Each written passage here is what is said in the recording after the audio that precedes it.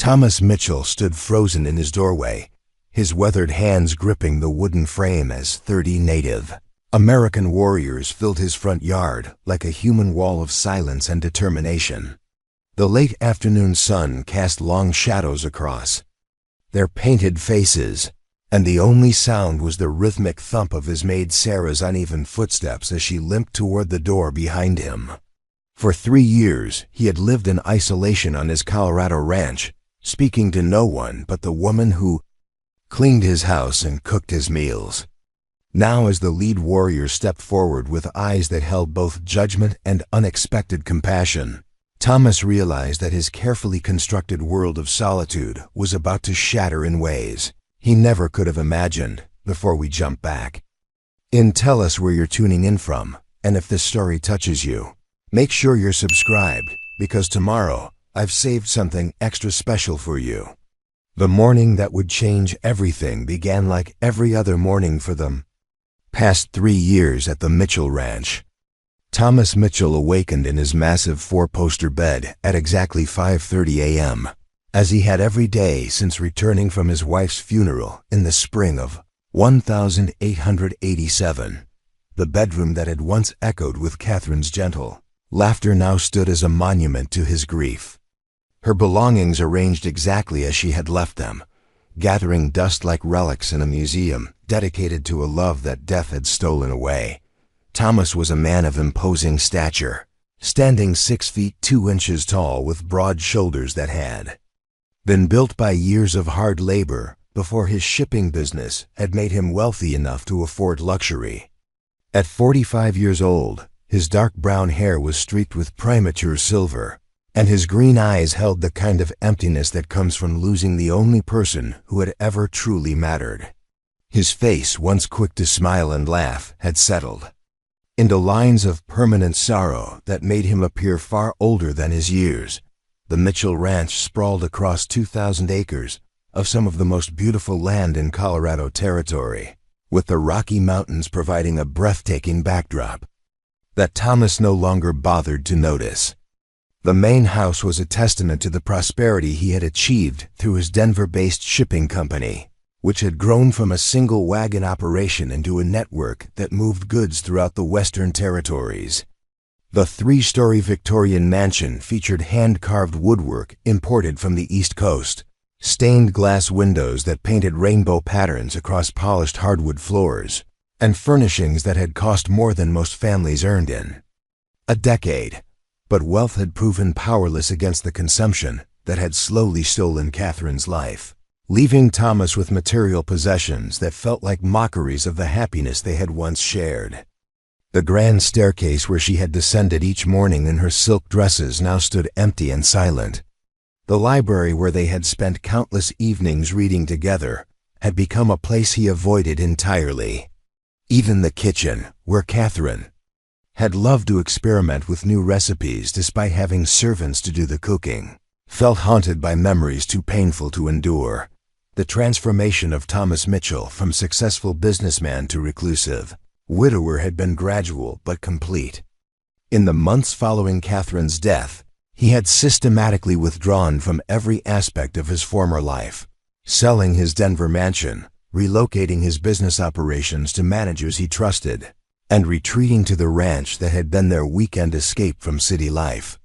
The social obligations that had once filled their calendar, charity galas, business dinners, cultural events, were abandoned as Thomas found himself incapable of pretending that life held any meaning without Catherine's presence.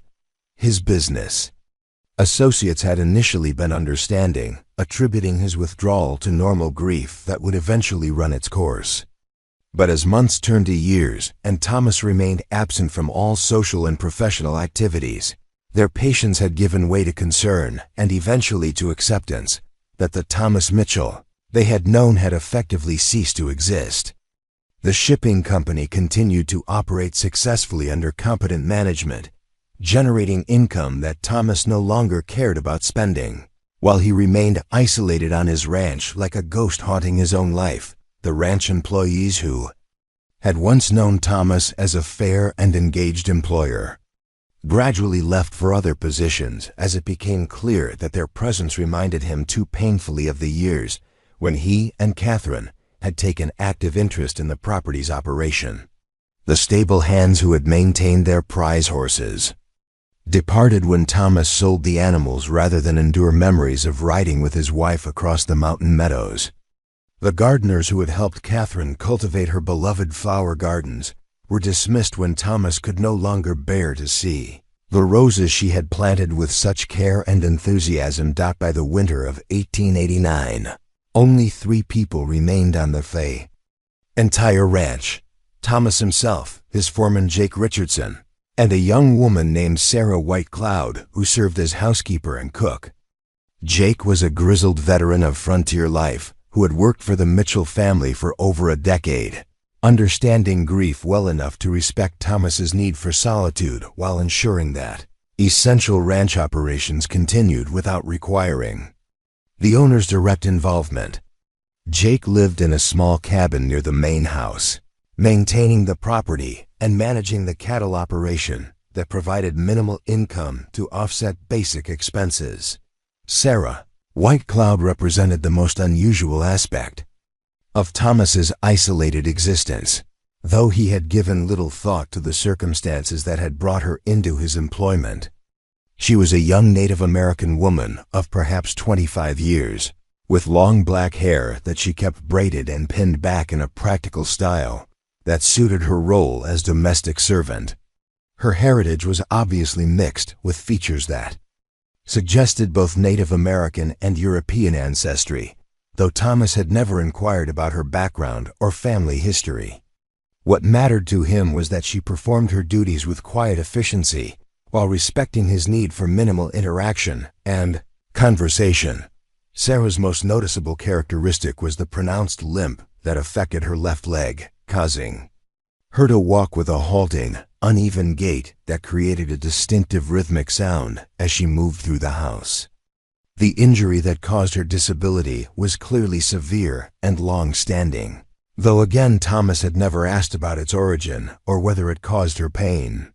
His self-absorption in grief had made him indifferent to the struggles or circumstances of others, including the woman who kept his household functioning and prepared his meals with careful attention to his preferences. The daily routine that governed life at the Mitchell ranch had become as rigid and unchanging as a religious ritual. Thomas would rise before dawn and dress in the simple work clothes that had replaced the fine suits he had worn during his business career. He would eat the breakfast Sarah prepared for him in silence, avoiding eye contact while she served his coffee and eggs in the dining room that had once hosted elaborate dinner parties for Denver's social elite.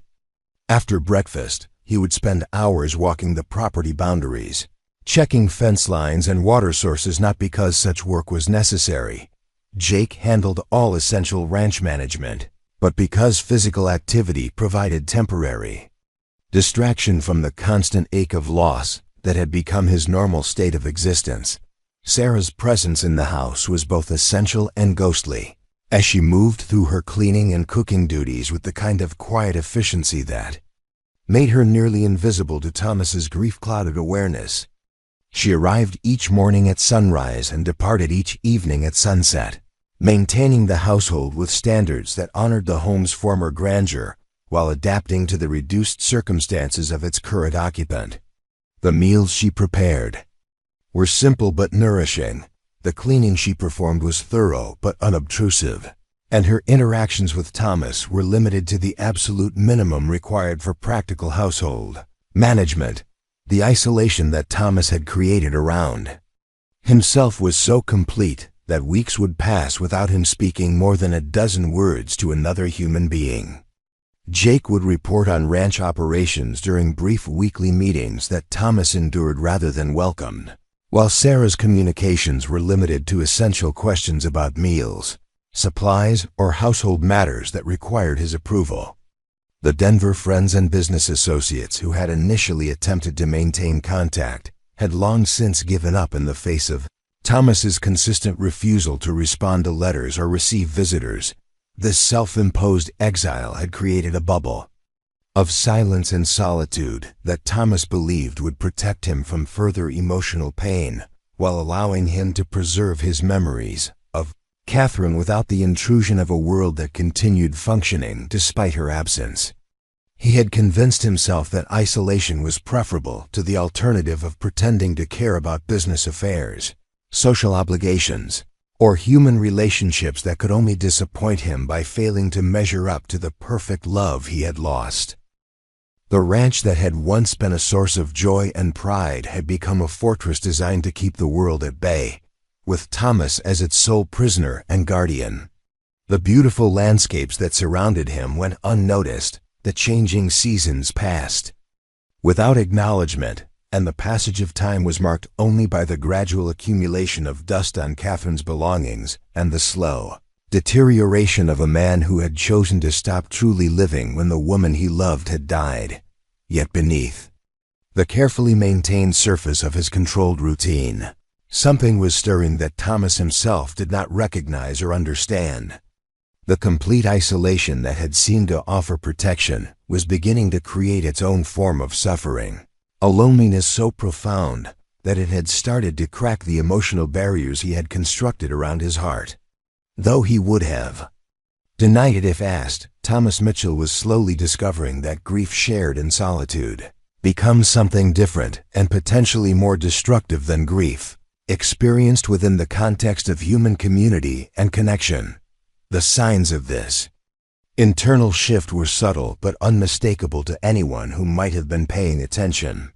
His walks around the property had begun to extend longer into areas he had previously avoided, as if some part of him was searching for something he could not name. His appetite, which had been minimal since Catherine's death, had started to improve slightly, suggesting that his body was preparing for demands that his conscious mind had not yet acknowledged. Most significantly, he had begun to notice details about Sarah's daily presence that had previously escaped his attention entirely. The careful way she arranged fresh wildflowers in Catherine's favorite vase, the gentle efficiency with which she maintained Catherine's sewing room, and the obvious pain she endured while performing her duties despite her physical disability. These observations created the first stirrings of curiosity about another person's circumstances that Thomas had experienced since his wife's death, though he remained unaware that his emotional isolation was beginning to develop cracks that would soon prove impossible to ignore.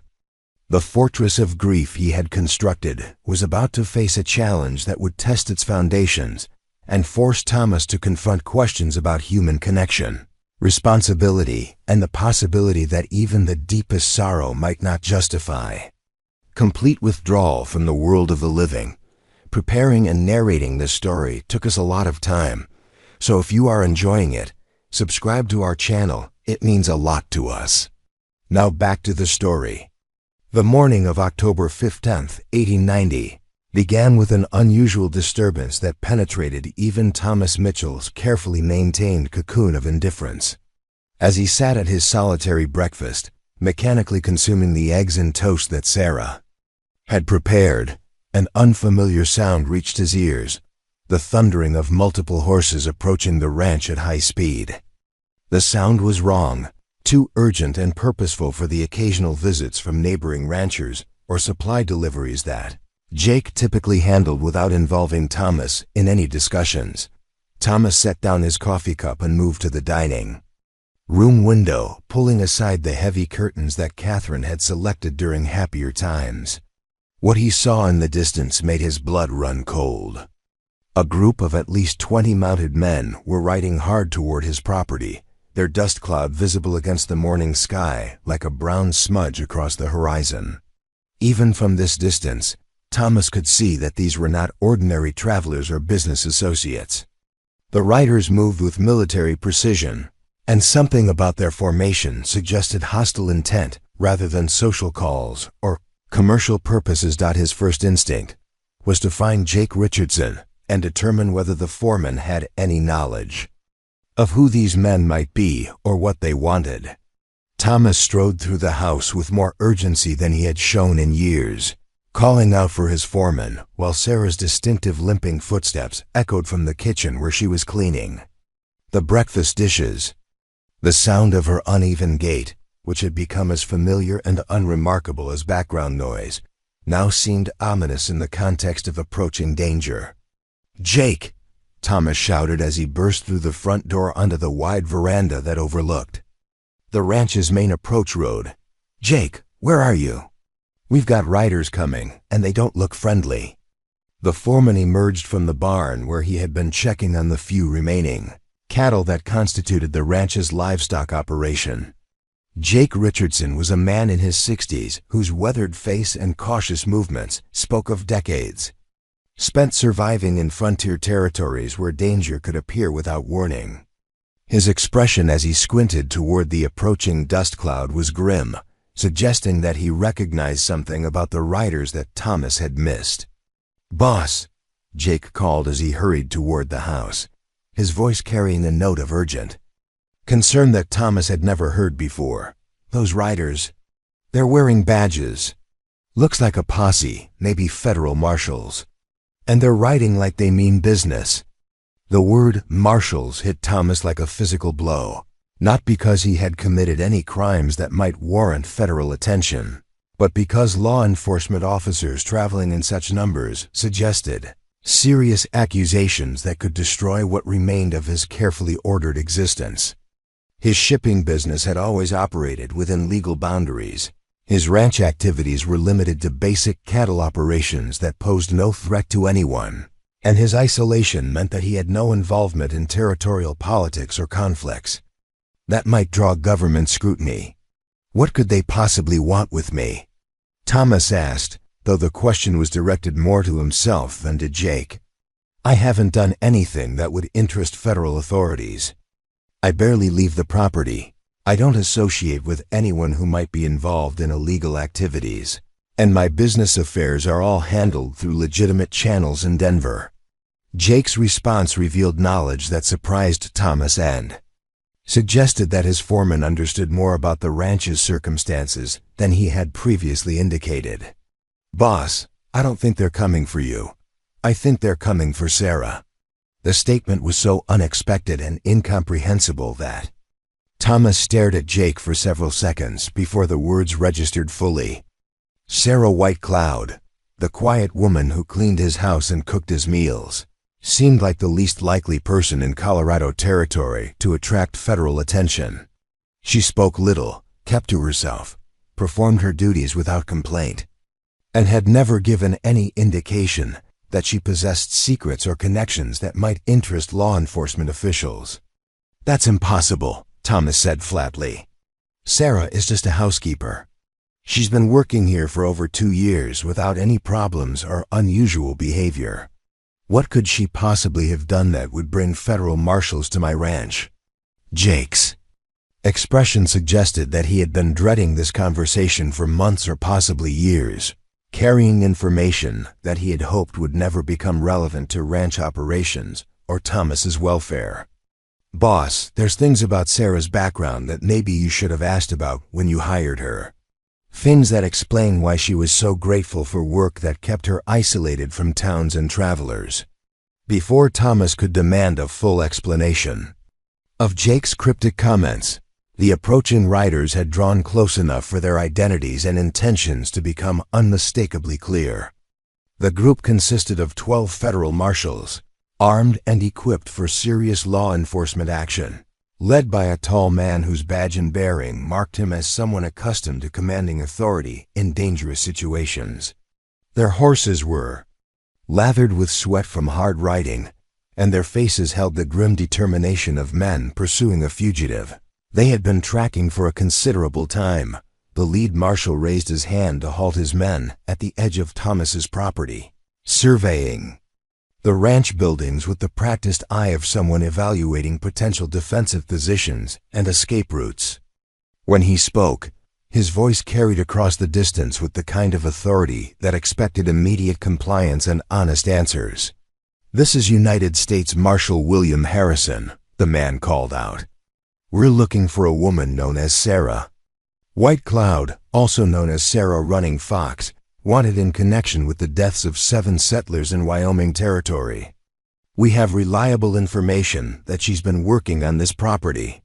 We need to speak with the owner of this ranch immediately."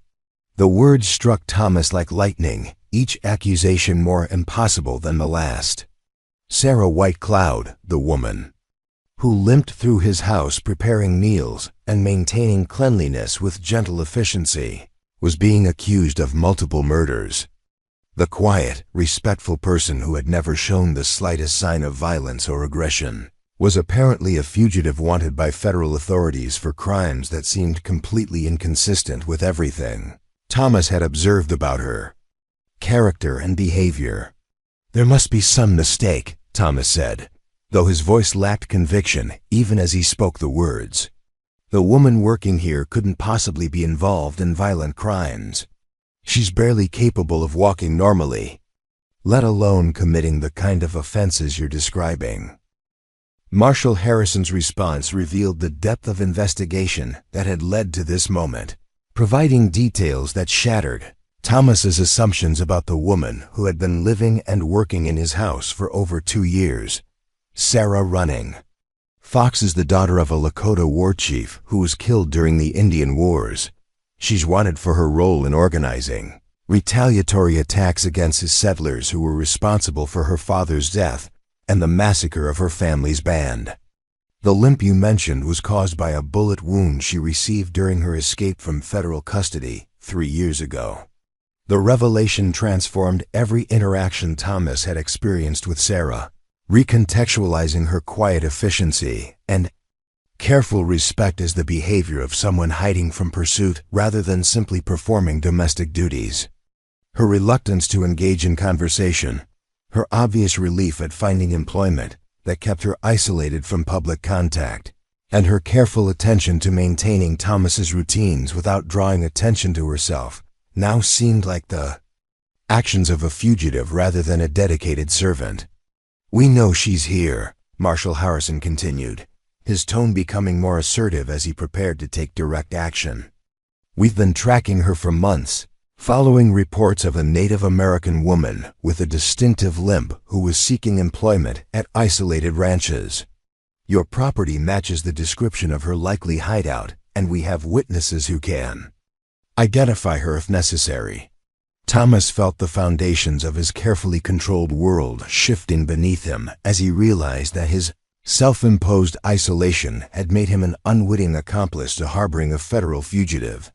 His lack of interest in Sarah's background, his failure to ask questions about her previous employment or personal history, and his general indifference to anything beyond his own grief had created a situation that could destroy his reputation and possibly result in criminal charges against him as well. Jake Richardson stepped forward, his expression suggesting that he had been expecting this confrontation and had prepared for the consequences of his silence about Sarah's true identity. "Marshal, Mr. Mitchell didn't know nothing about Sarah's past when he hired her. She needed work, she did good work, and he needed someone to keep house. He's been grieving his wife's death and wasn't asking questions about anybody's background." The foreman's defense provided little comfort to Thomas, who was beginning to understand that his emotional withdrawal from the world had made him vulnerable to manipulations and deceptions that more engaged individuals would have recognized and avoided. Sarah's employment at his ranch had not been the fortunate coincidence he had assumed, but rather a calculated decision by someone seeking the perfect hiding place among people who would not scrutinize her past or question her motivations. Marshal Harrison's response indicated that federal authorities had little sympathy for unwitting accomplices, regardless of their personal circumstances or emotional state.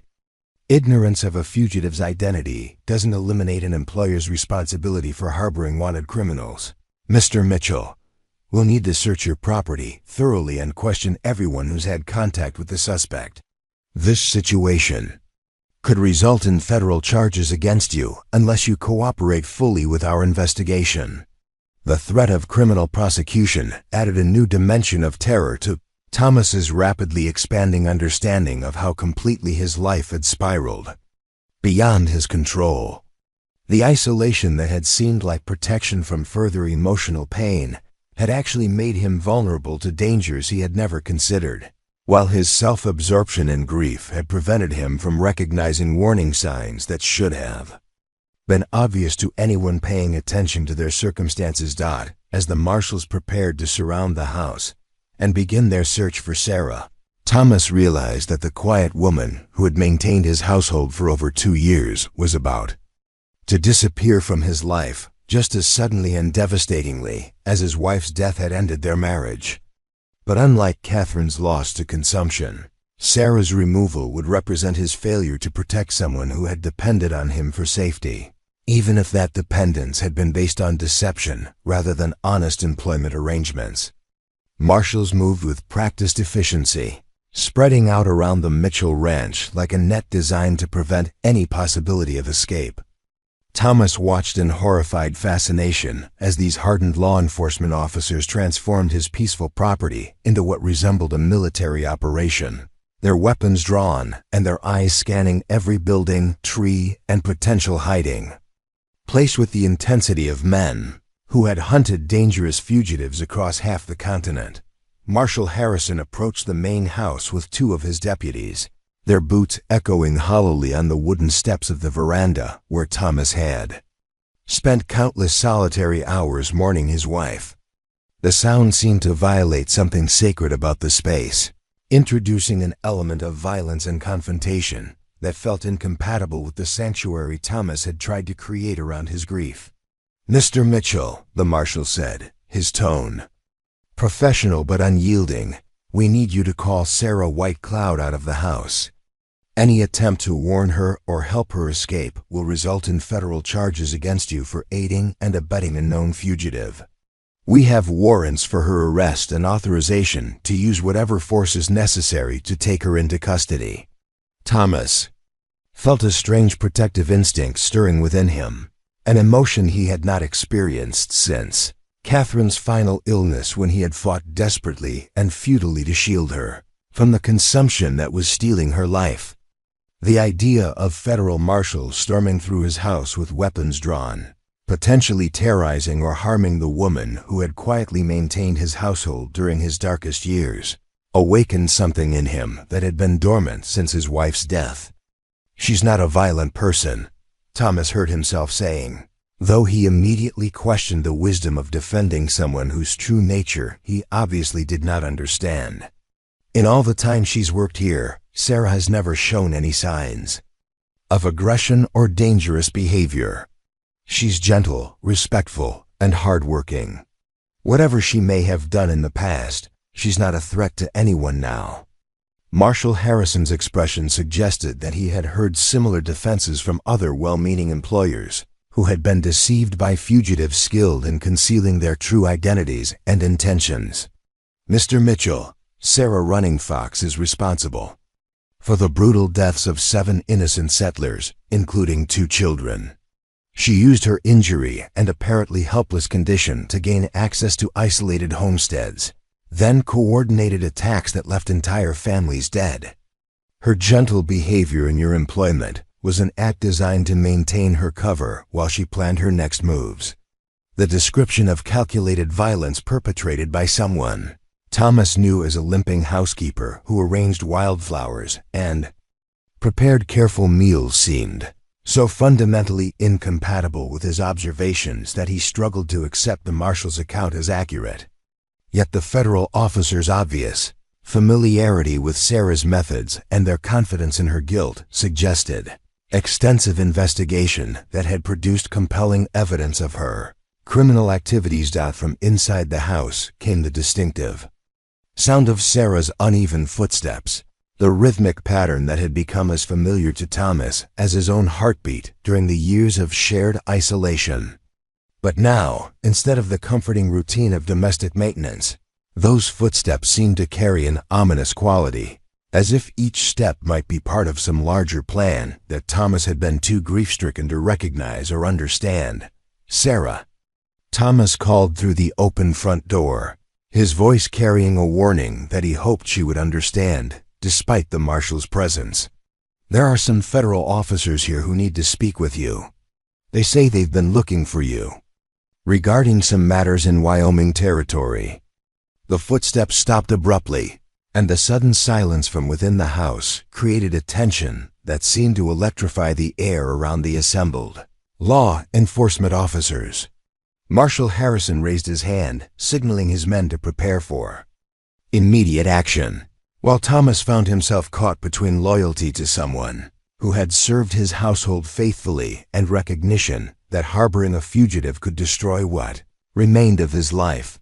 When Sarah finally appeared in the doorway, Thomas was shocked by the transformation in her appearance and demeanor. The quiet, deferential woman he knew had been replaced by someone whose dark eyes held a fierce intelligence and wariness that spoke of years spent evading capture while planning revenge against those who had wronged her people.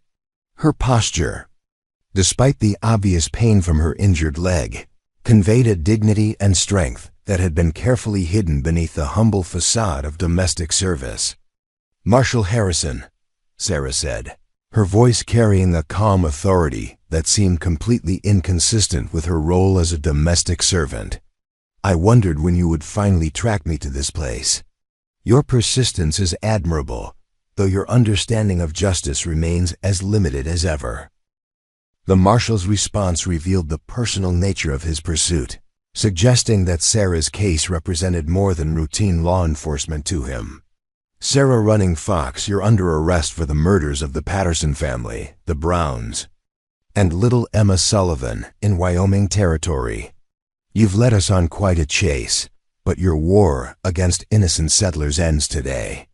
Sarah's laugh was bitter and devoid of any humor, containing depths of pain and anger that made Thomas realize how little he had understood about the woman who had shared his isolated existence for over 2 years. "Innocent settlers? Is that what you call the men who massacred my father's peaceful band while they slept? Is that what you call the soldiers who shot children trying to flee across the river?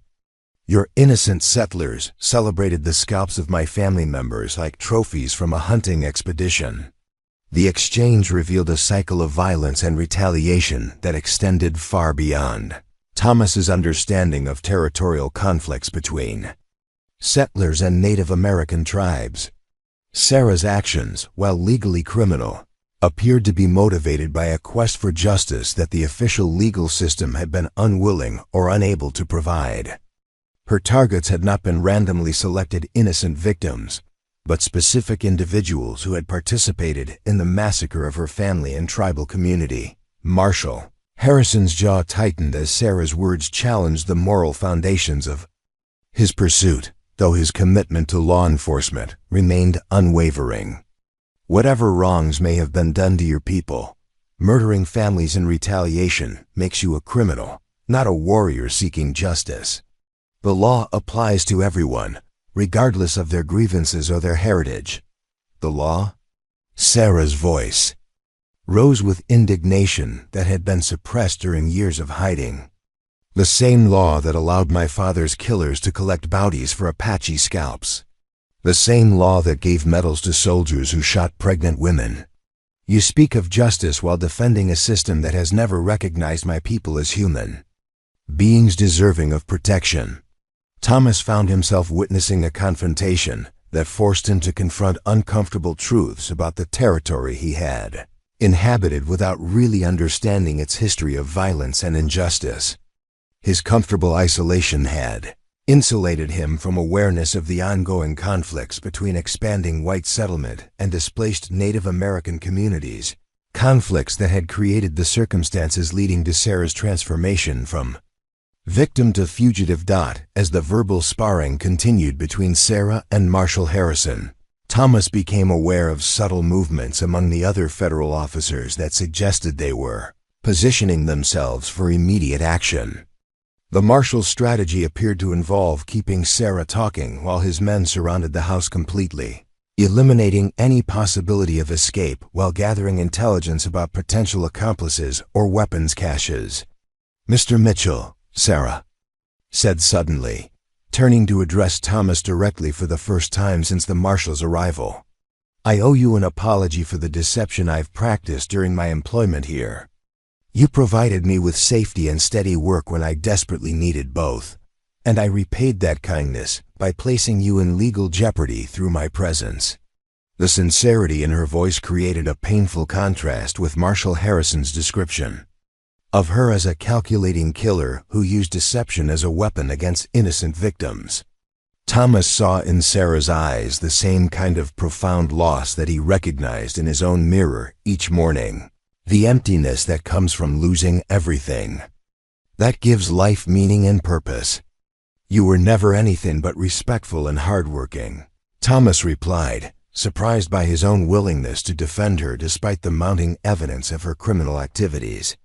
"Whatever you may have done elsewhere, you were no threat to me, or to anyone on this ranch. You kept my household running when I was incapable of caring for myself or anyone else." Marshall Harrison stepped forward, his patience with the emotional exchange clearly exhausted. "That's enough conversation. Sarah Running Fox, you will surrender yourself immediately and submit to federal custody. Any resistance will be met with appropriate force, and anyone who attempts to interfere with this arrest will face criminal charges." Sarah's response revealed the depth of her commitment to the path she had chosen, even in the face of certain capture and probable execution. "I will not surrender to men who call justice murder when it serves their interests. I will not be taken alive to face trial by the same people who celebrated the slaughter of my family." The declaration transformed the tense standoff into an immediate crisis as Sarah stepped backward into the house while Marshall Harrison shouted orders to his men to close the perimeter and prepare for armed resistance. Thomas found himself trapped between competing loyalties and moral obligations, uncertain whether protecting Sarah represented justice or criminal conspiracy, but increasingly convinced that her capture would represent another form of tragedy. In a situation where too many innocent people had already suffered and died, the sound of breaking glass from the rear of the house indicated that Sarah was attempting escape through a back window, while the marshal's coordinated response demonstrated their experience in handling desperate fugitives who preferred death to capture. Thomas realized that the next few minutes would determine whether the woman who had quietly maintained his household would die violently on his property, adding another layer of loss and trauma to a life that had already been devastated by grief. Beyond his capacity to bear, the crash of shattering glass from the kitchen window galvanized the federal marshals into immediate action, their careful perimeter dissolving into chaos as half the men rushed toward the rear of the house while others maintained positions to prevent Sarah from circling back toward the front entrance. Thomas found himself standing alone on his veranda with Marshall Harrison, watching his peaceful ranch transform into a battlefield where a desperate woman fought for her freedom against overwhelming odds. "Stay here and don't interfere," Harrison commanded, drawing his weapon as he prepared to join the pursuit. "Any attempt to help her escape will result in federal charges that could send you to prison for the rest of your life." But Thomas was no longer the passive, grief-stricken man who had allowed the world to happen around him for the past 3 years. Something fundamental had shifted inside him during the confrontation with Sarah, awakening protective instincts and moral clarity that had been dormant since Catherine's death.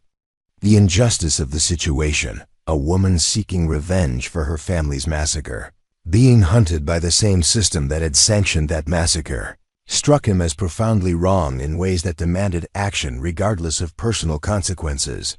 Instead of remaining safely on the veranda as ordered, Thomas circled around the side of his house, using his intimate knowledge of the property to move quickly through areas where the marshals had not yet established complete coverage. His destination was the root cellar that he and Catherine had built during their early years at the ranch, a hidden storage space that could provide temporary sanctuary for someone fleeing immediate pursuit. The sound of gunfire erupted from behind the house, followed by shouts and the thundering of horses as marshals attempted to cut off Sarah's escape routes. Thomas's heart pounded with a combination of fear and purpose that he had not experienced since his business days, when critical decisions had required Immediate action despite incomplete information and uncertain outcomes. He reached the concealed entrance to the root cellar just as Sarah emerged from a stand of aspen trees, her limp more pronounced as she pushed her injured leg beyond its normal limits in desperate flight. Blood stained her dress where a bullet had grazed her shoulder, and her face showed the strain of pain and exhaustion, but her eyes still held the fierce determination that had sustained her through years of pursuit and hiding. "This way, Thomas," called in a low voice, gesturing toward the hidden entrance that was camouflaged by careful landscaping. "There's a place you can hide until they give up searching the immediate area." Sarah's expression showed surprise and suspicion at this unexpected offer of assistance from someone who had every reason to distance himself from her criminal activities. "Why would you help me? You heard what they said about the people I killed. You know that harboring me makes you an accessory to murder in their eyes." Thomas's response surprised him as much as it did Sarah, revealing convictions that he had not known he possessed until forced to articulate them under pressure. "Because what you did was justice, not murder. Those men slaughtered your family and celebrated their deaths like hunters displaying trophies. If the law won't provide justice for such crimes, then maybe justice has to come from other sources." The philosophical discussion was interrupted by the approach of pursuing marshals, their voices carrying clearly through the thin mountain air as they coordinated their search patterns and reported on tracks and signs of Sarah's passage. Thomas quickly ushered her into the root cellar, a space that had been designed to store food through harsh winters, but which now served as a sanctuary for someone fleeing what she clearly considered unjust persecution. The cellar was larger than its concealed entrance suggested, with shelving that held preserved foods and supplies that Thomas had accumulated during his years of isolation. More importantly, it included a ventilation system that provided fresh air without creating obvious external signs of habitation, and a secondary exit that emerged near the creek bed where water sounds would mask any noise from someone leaving the hiding place.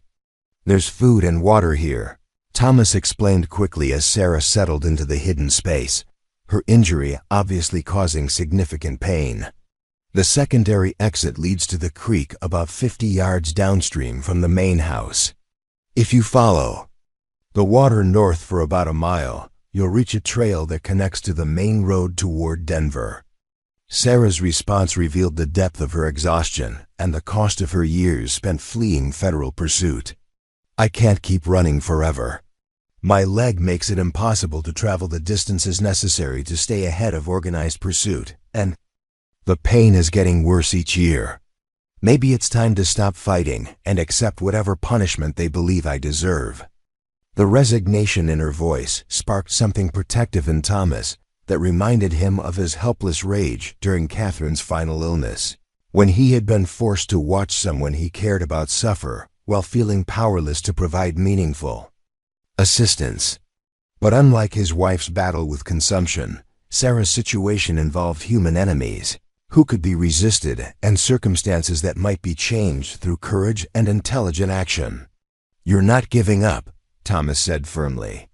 "Not after surviving this long and coming this close to real freedom. I have connections in Denver, business associates who owe me favors and who might be able to help you disappear permanently or even clear your name, if the right evidence can be presented to federal authorities." The offer was made impulsively, without careful consideration of the practical difficulties or personal risks involved.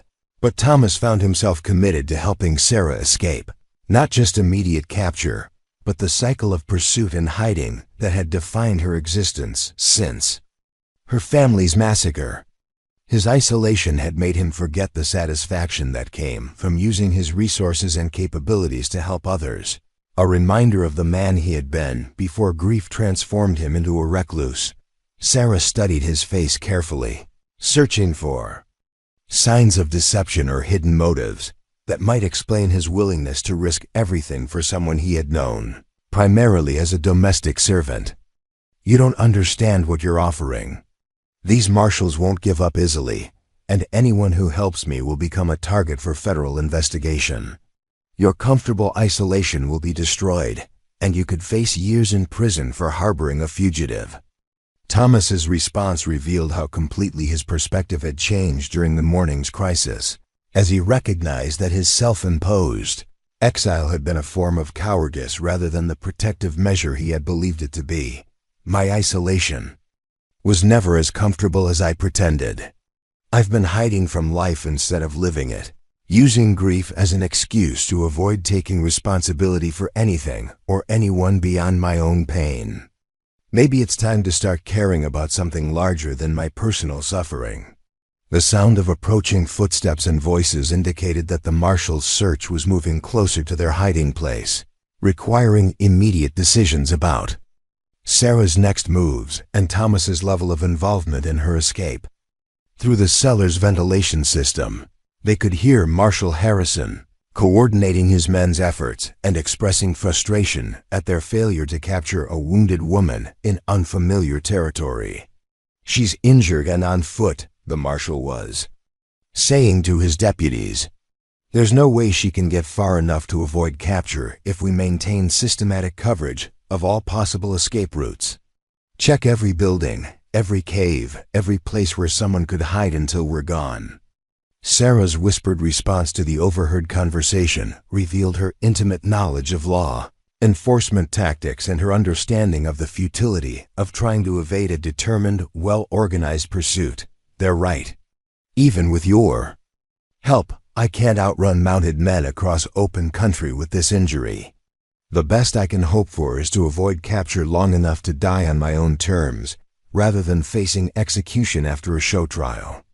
But Thomas had spent years successfully managing complex logistics for his shipping business, coordinating transportation and supply networks across vast distances under challenging conditions. His mind began working on Sarah's escape problem. With the same analytical approach he had once applied to moving valuable cargo through hostile territory, while minimizing risks and maximizing efficiency. "What if we don't try to outrun them?" he suggested quietly. "What if we make them think you've escaped in one direction, while actually moving you to safety somewhere they wouldn't think to look? I have business connections throughout the territory, including some who operate in areas where federal authority is limited and local loyalties are stronger than federal law." The plan that emerged from their hurried consultation was audacious in its simplicity and dependent on Thomas's willingness to commit fully to deception that would make him a permanent enemy of federal law enforcement. He would create evidence suggesting that Sarah had stolen one of his horses and fled toward the Mexican border, where many fugitives sought sanctuary beyond the reach of American legal authority. Meanwhile, she would actually be hidden in Denver until arrangements could be made for permanent relocation to a place where her identity could be completely reinvented. "Why are you doing this?" Sarah asked again, still struggling to understand Thomas's transformation from indifferent employer to committed ally. "What do you gain from helping someone whose presence has already brought federal marshals to your peaceful ranch?"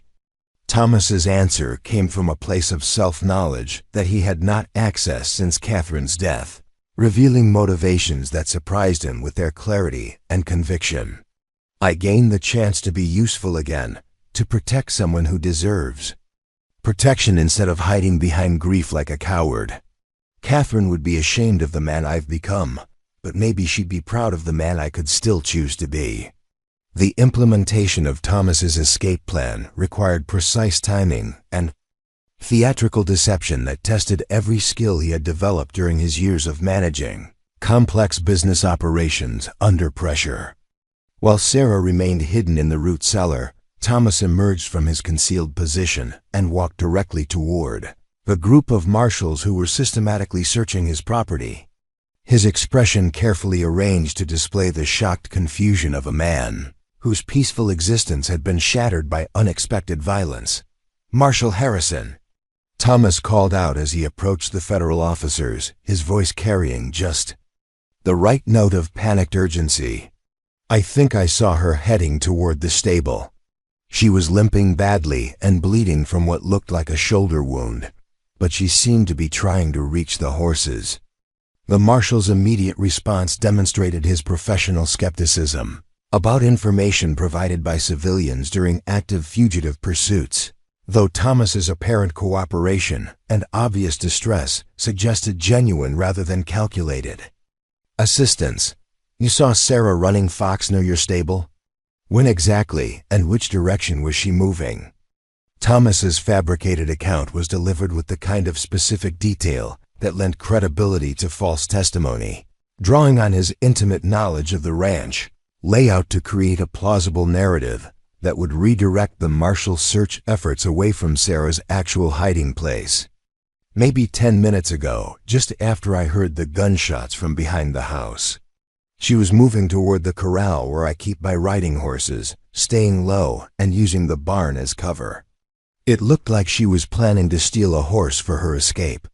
The information prompted immediate action from Marshal Harrison, who dispatched half his men to surround the stable complex, while ordering others to check for missing animals or evidence of forced entry into the tack room where saddles and bridles were stored. Thomas followed the marshals toward the stable, maintaining his facade of helpful cooperation while inwardly calculating whether Sarah would have sufficient time to reach the secondary exit from the root cellar before the search expanded to include areas near the creek. What the marshals discovered at the stable appeared to confirm Thomas's account while providing evidence that Sarah running fox possessed both the desperation and practical skills necessary for successful escape from immediate pursuit. One of Thomas's fastest horses was missing from its stall, along with a saddle and bridle that had been taken with professional efficiency despite the obvious haste required to avoid capture. More importantly, there were clear tracks leading away from the stable toward the southern boundary of the ranch, where rough terrain would make pursuit difficult, but not impossible for experienced federal officers.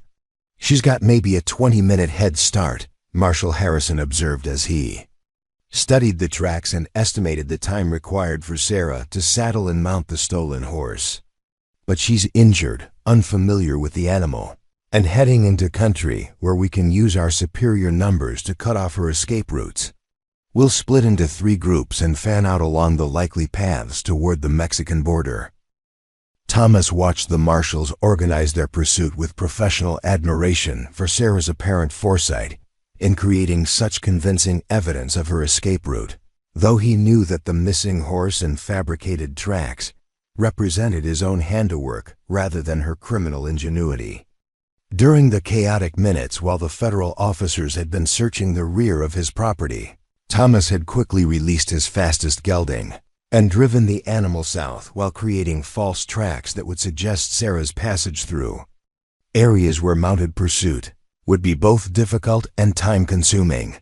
The success of the deception depended on the marshals' assumption that a wounded fugitive would prioritize immediate escape over elaborate misdirection, making them likely to follow obvious trail signs rather than conducting the systematic search that might have revealed Sarah's actual hiding place. Thomas's knowledge of law enforcement psychology, gained through years of protecting valuable shipments from criminals who used similar tactics, had suggested that federal officers would expect desperate flight rather than calculated deception from someone facing immediate capture. As the marshals prepared to mount their horses and begin pursuit along Sarah's apparent escape route, Thomas experienced a moment of profound anxiety about whether his plan would prove sufficient to ensure her safety or merely delay her capture by a few hours. The realization that he had committed himself to a course of action that made him a federal fugitive as surely as Sarah herself was both terrifying and oddly liberating, representing the first consequential decision he had made since Catherine's death. "Mr. Mitchell," Marshal Harrison said as he swung into his saddle, "we'll need you to remain available for further questioning about your employee's activities and any possible accomplices she may have had during her time on your property. Don't leave the ranch until we've completed our investigation and determined whether criminal charges will be filed against you for harboring a fugitive." The marshal's warning contained an implicit threat that Thomas understood perfectly, though he also recognized that federal authorities would be unlikely to pursue charges against him aggressively if they succeeded in capturing Sarah and closing her case. His cooperation in providing information about her escape route would weigh in his favor, while his obvious shock at learning about her criminal background would support his claims of unwitting involvement in harboring a wanted fugitive.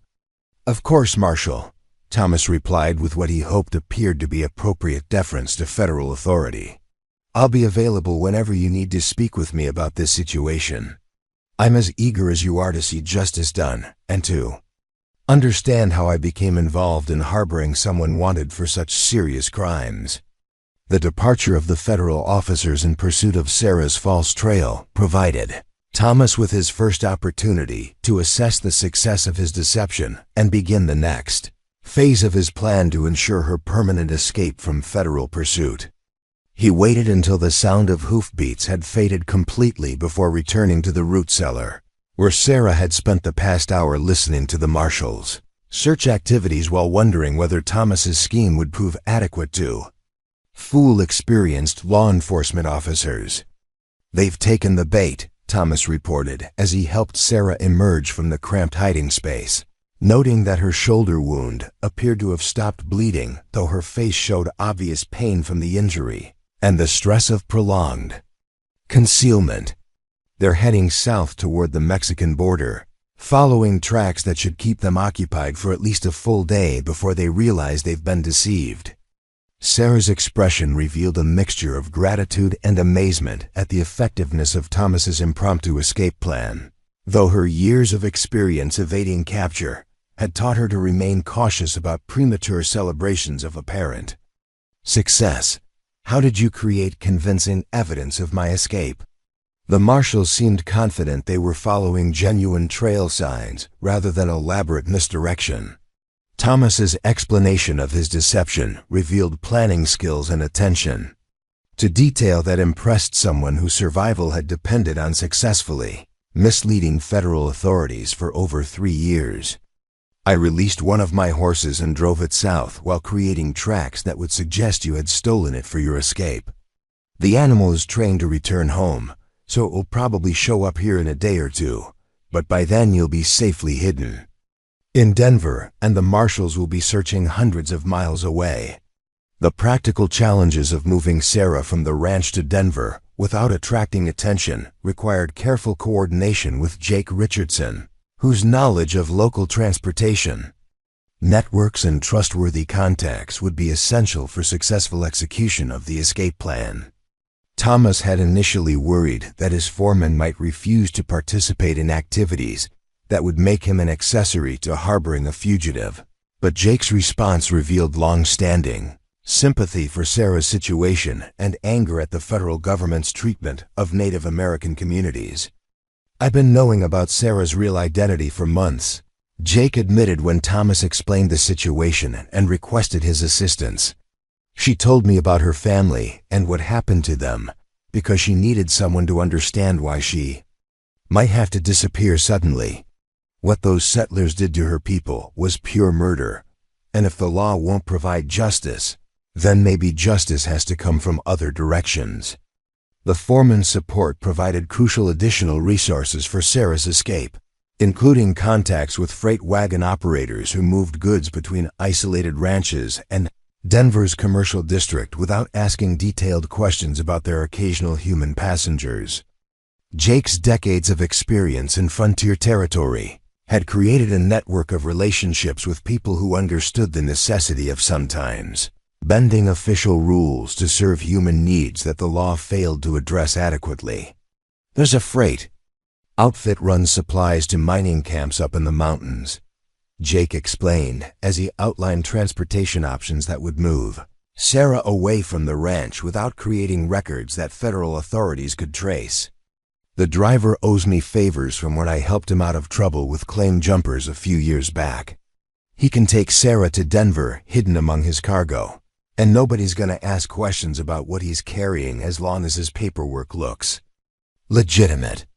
The coordination required for Sarah's escape revealed organizational capabilities that Thomas had not exercised since his active involvement in shipping operations, awakening skills and instincts that had been dormant during his years of grief-induced isolation. The challenge of moving a wanted fugitive safely through territory, crawling with federal officers while maintaining the deception that would protect all participants, required the same kind of logistics planning and risk assessment that had made his business successful. As evening approached and preparations for Sarah's departure neared completion, Thomas found himself experiencing emotions that he had not felt since Catherine's death. The satisfaction of protecting someone who mattered to him, the excitement of taking meaningful action despite significant personal risks, and the sense of purpose that came from using his capabilities to serve causes larger than his own comfort and security. Freight wagon that would carry Sarah to safety arrived at the Mitchell Ranch just before midnight, its driver a grizzled veteran of frontier transportation named Marcus Webb, who had spent 20 years moving cargo through territories where discretion was often more valuable than speed. Webb's weathered face and calculating eyes spoke of a man who had learned to evaluate risks carefully while maintaining the flexibility necessary to adapt when circumstances demanded creative solutions to transportation challenges. Jake tells me you need passage to Denver for someone who values privacy, Webb said to Thomas as they met beside the darkened wagon, his voice pitched low to avoid carrying beyond their immediate vicinity. I don't ask questions about my passengers' business, but I need to know if this cargo is likely to attract the kind of attention that could endanger my regular operations. Thomas's response required delicate balance between honesty about the risks involved and confidence that would persuade Webb to accept the dangerous assignment. The passenger is someone who has attracted federal interest, but the authorities currently believe she's traveling in the opposite direction.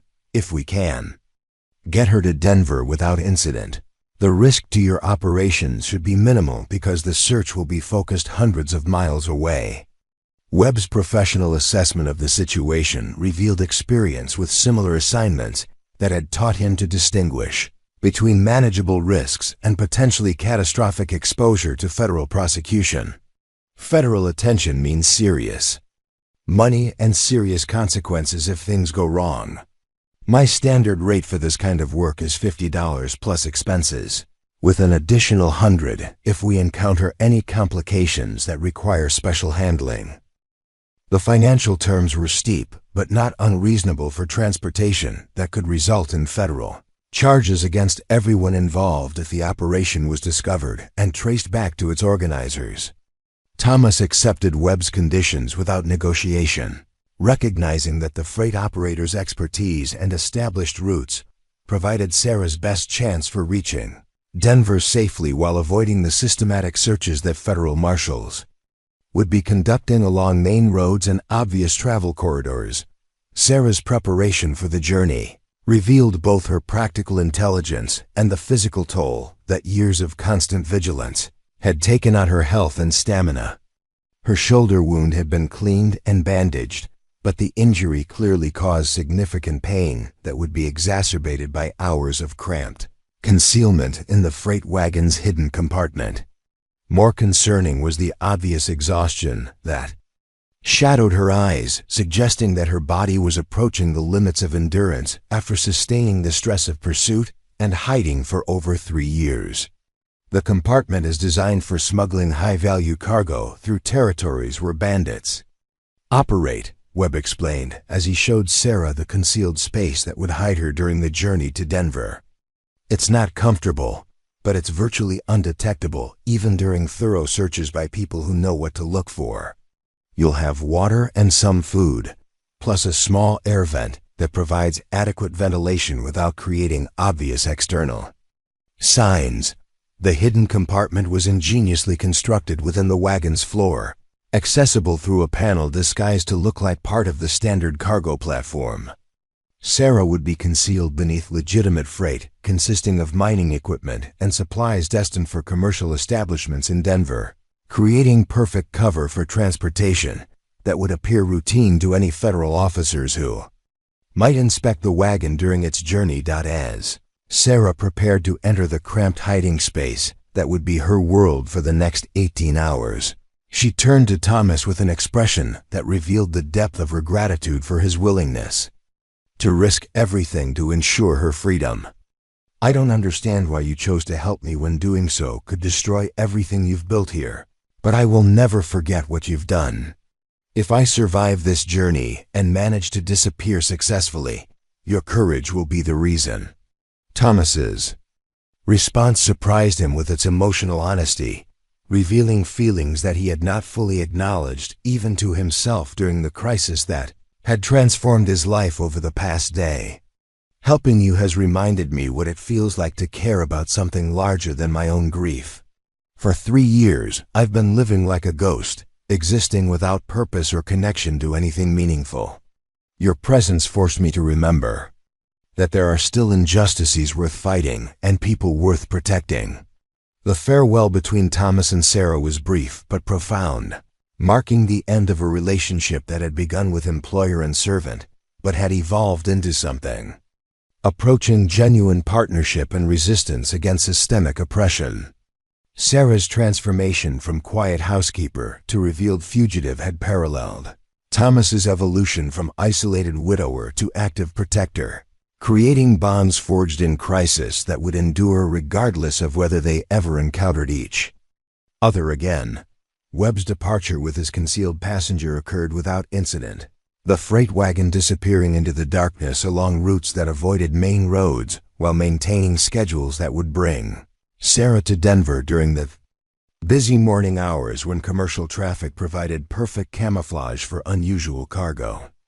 Thomas watched until the wagon's lanterns vanished completely, then returned to his house with the strange sensation that his life had fundamentally changed in ways that could never be reversed.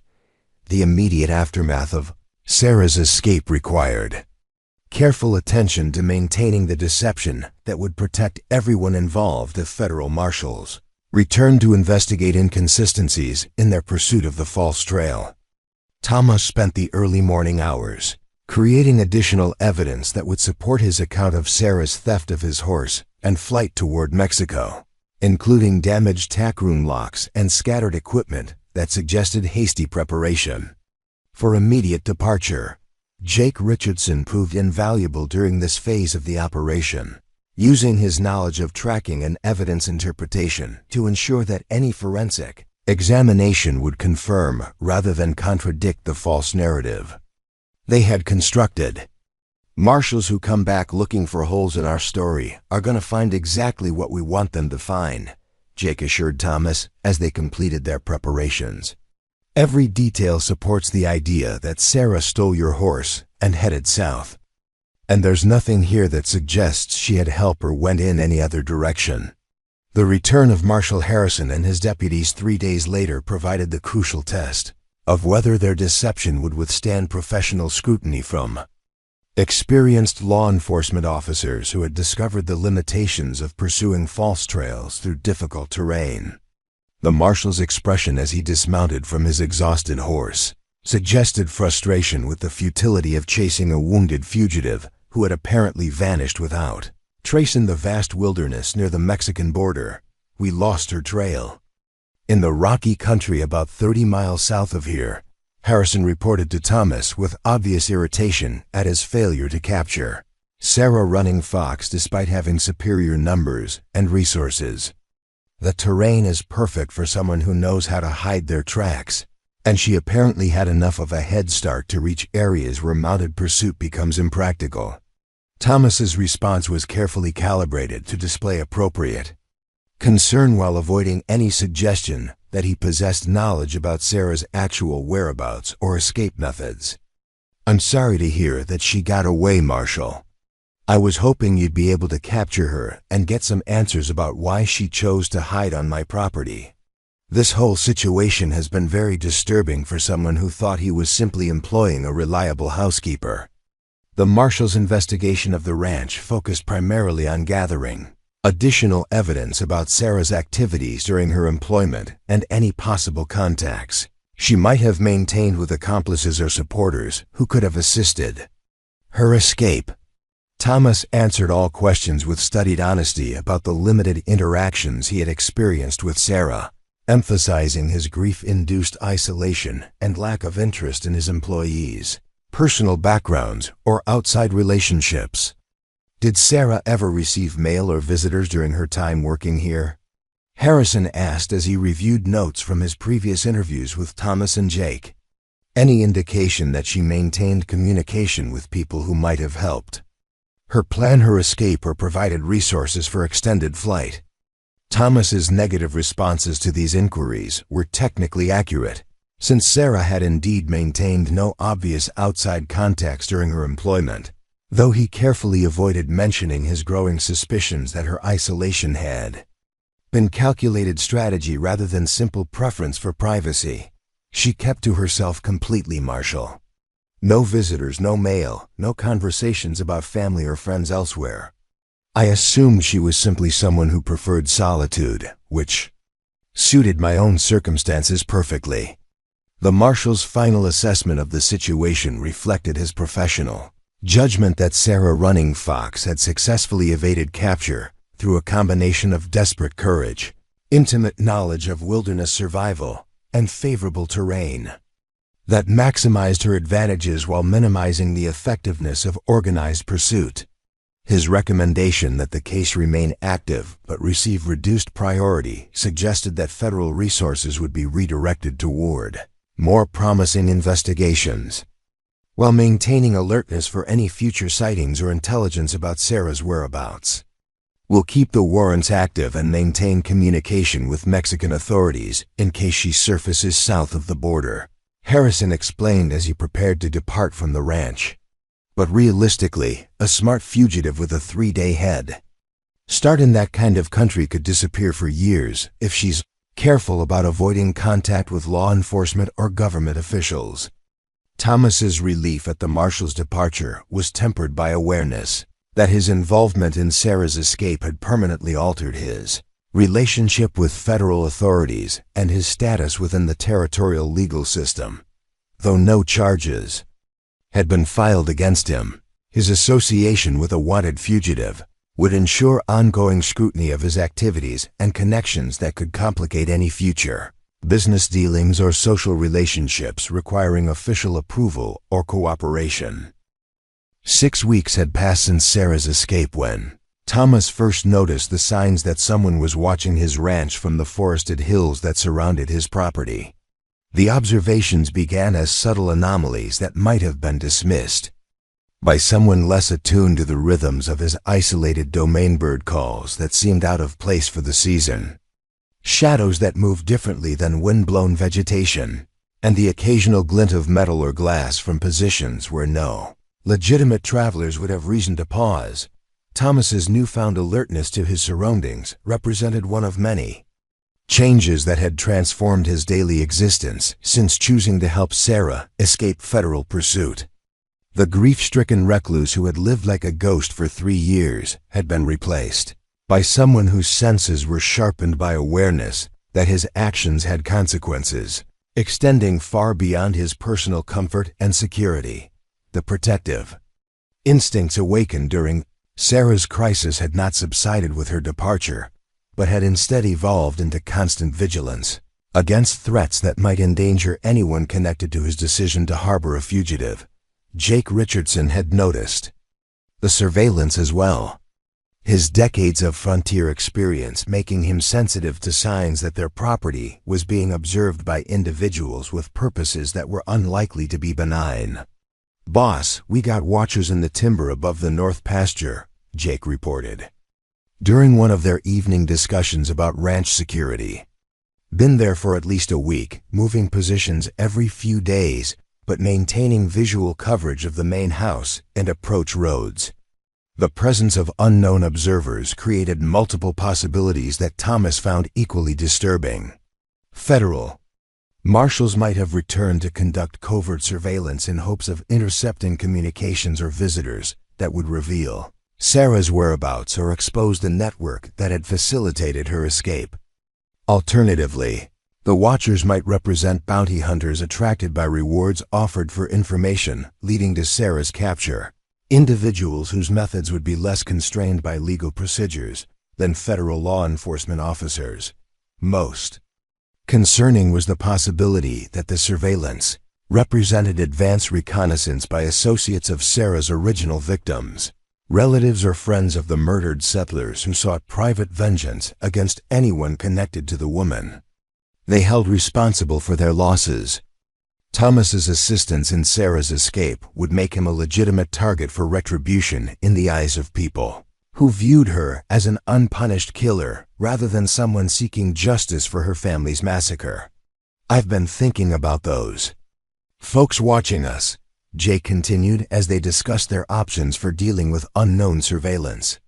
If they were federal officers, they would have approached directly by now instead of hiding in the woods like bandits. My guess is we're dealing with people who don't want their interest in this property to become part of any official record. The analysis suggested that Thomas faced a more immediate and personal threat than additional legal complications from his role in harboring a federal fugitive. Private individuals seeking vengeance or bounty would be less predictable and potentially more dangerous than law enforcement officers who operated within established procedures and accountability structures. The isolation that had once provided protection from unwanted attention now represented vulnerability to people whose intentions could not be anticipated or addressed through normal legal channels. Thomas's response to the surveillance threat revealed how completely his perspective on risk and responsibility had changed since Sarah's crisis had forced him to choose between safety and moral obligation. Instead of retreating further into isolation or seeking federal protection that would require betraying Sarah's trust, he began preparing to defend his property and anyone who might seek sanctuary there in the future. We need to know who these people are and what they want, Thomas told Jake as they developed plans for identifying their watchers. If they represent ongoing threats to this ranch or to anyone connected to Sarah's escape, we need intelligence. That will help us respond appropriately to whatever they're planning. The reconnaissance mission that Jake undertook to identify their surveillance required skills, honed through years of tracking wildlife and avoiding hostile Native American war parties during his younger days on the frontier. Moving through familiar terrain with the stealth of someone whose survival had often depended on remaining undetected, Jake was able to approach close enough to the Watchers' positions to gather detailed information about their numbers, equipment, and apparent objectives. What Jake discovered during his covert observation was both reassuring and ominous in ways that Thomas had not anticipated. The surveillance team consisted of 6 Native American warriors whose dress, weapons, and tactical methods identified them as members of the same Lakota band that had produced Sarah, running Fox rather than enemies seeking vengeance or federal agents conducting investigation. The Watchers appeared to be Sarah's own people, monitoring the ranch for reasons that remained unclear but were unlikely to involve hostile intentions toward Thomas or his property. They're Lakota, probably from Sarah's father's band, Jake reported after returning from his reconnaissance mission. Well-armed and disciplined, but not positioned for attack. Looks more like they're gathering information or waiting for something specific to happen rather than planning immediate action against us. The revelation that Sarah's tribal relatives were maintaining surveillance of his ranch created new questions about her current status and the effectiveness of the escape plan that had supposedly carried her to safety in Denver. If her own people were watching Thomas's property, it suggested either that she had not reached her intended destination or that circumstances had changed in ways that required ongoing monitoring of anyone connected to her flight from federal pursuit. Thomas's immediate concern was whether Sarah had encountered difficulties during her journey to Denver that had prevented her from achieving the safety and anonymity that their plan was designed to provide. Marcus Webb's freight wagon operation was reliable and experienced, but the risks inherent in transporting federal fugitives meant that even carefully planned escapes could fail due to to unexpected complications or betrayal by people whose loyalty could not be guaranteed. The possibility that Sarah had been recaptured or had died during her escape attempt created guilt and anxiety that reminded Thomas of his helpless rage during Catherine's final illness. Once again, he faced the prospect of losing someone he cared about while being powerless to provide assistance or protection when it was most desperately needed. The protective instincts that Sarah's crisis had awakened would not be satisfied by uncertainty about her fate or passive acceptance of situations beyond his direct control. Jake's suggestion for resolving their uncertainty about the Lakota surveillance required courage and diplomatic skills that would test Thomas's commitment to the path he had chosen when he decided to help Sarah escape. Someone needs to approach them directly and find out what they want, Jake proposed during their discussion of possible responses to the situation. If they're Sarah's people and they're here because something happened to her, we need to know the truth so we can decide what to do about it. The diplomatic mission that Thomas undertook the following morning required him to venture alone into the forested hills where the Lakota warriors maintained their surveillance positions, trusting that Sarah's relatives would recognize his role in her escape and extend protection rather than treating him as an enemy. His isolation had not prepared him for face-to-face negotiations with people whose cultural background and immediate concerns were completely foreign to his experience. But his commitment to Sarah's welfare provided motivation that overcame uncertainty about proper protocols or potential dangers. The leader of the Lakota surveillance team was a warrior named Standing Bear, whose weathered features and commanding presence suggested extensive experience in situations where diplomatic and military considerations were inseparable. His initial response to Thomas's approach was cautious but not hostile, indicating awareness of the white man's role in Sarah's escape while maintaining readiness for immediate action if the encounter developed in threatening directions. "You are the one who helped our sister escape from the Blue Soldiers," Standing Bear said in careful English, his tone neither grateful nor accusatory, but simply factual.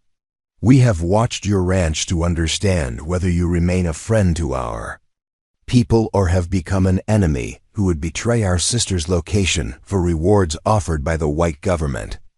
Thomas's reply required honesty about his motivations while demonstrating continued commitment to Sarah's welfare, despite the personal risks involved in maintaining such loyalty. "I helped Sarah because what was done to her family was wrong, and because the law failed to provide justice for those crimes. My assistance was not conditional on future benefits or dependent on avoiding personal consequences. I would make the same choice again, regardless of what it might cost me." Standing Bear's assessment of Thomas's sincerity was conducted through the kind of direct evaluation that frontier negotiations often required when cultural differences made traditional diplomatic protocols inadequate. The Lakota warriors studied Thomas's face and bearing with the intensity of someone whose survival had depended on accurately reading the intentions and character of people whose words might not reflect their true purposes or commitments. "Our sister sent us to watch over you because she believes the Blue Soldiers will return with questions about her escape," Standing Bear explained after completing his evaluation of Thomas's trustworthiness. "She escaped to safety as you planned, but she learned that federal officers suspect your involvement in her disappearance. She asked us to provide protection if enemies come seeking revenge, or if the government tries to punish you for the help you gave her." The revelation that Sarah had not only survived her escape, but had dispatched warriors to protect Thomas created emotions that he struggled to process or express adequately. Her concern for his welfare, demonstrated through considerable risk to people she cared about, represented the kind of loyalty and gratitude that Thomas had not experienced since Catherine's devotion during their marriage. The knowledge that Sarah valued his safety enough to expose her relatives to danger provided validation that their alliance had created genuine bonds rather than simple transactions based on mutual convenience.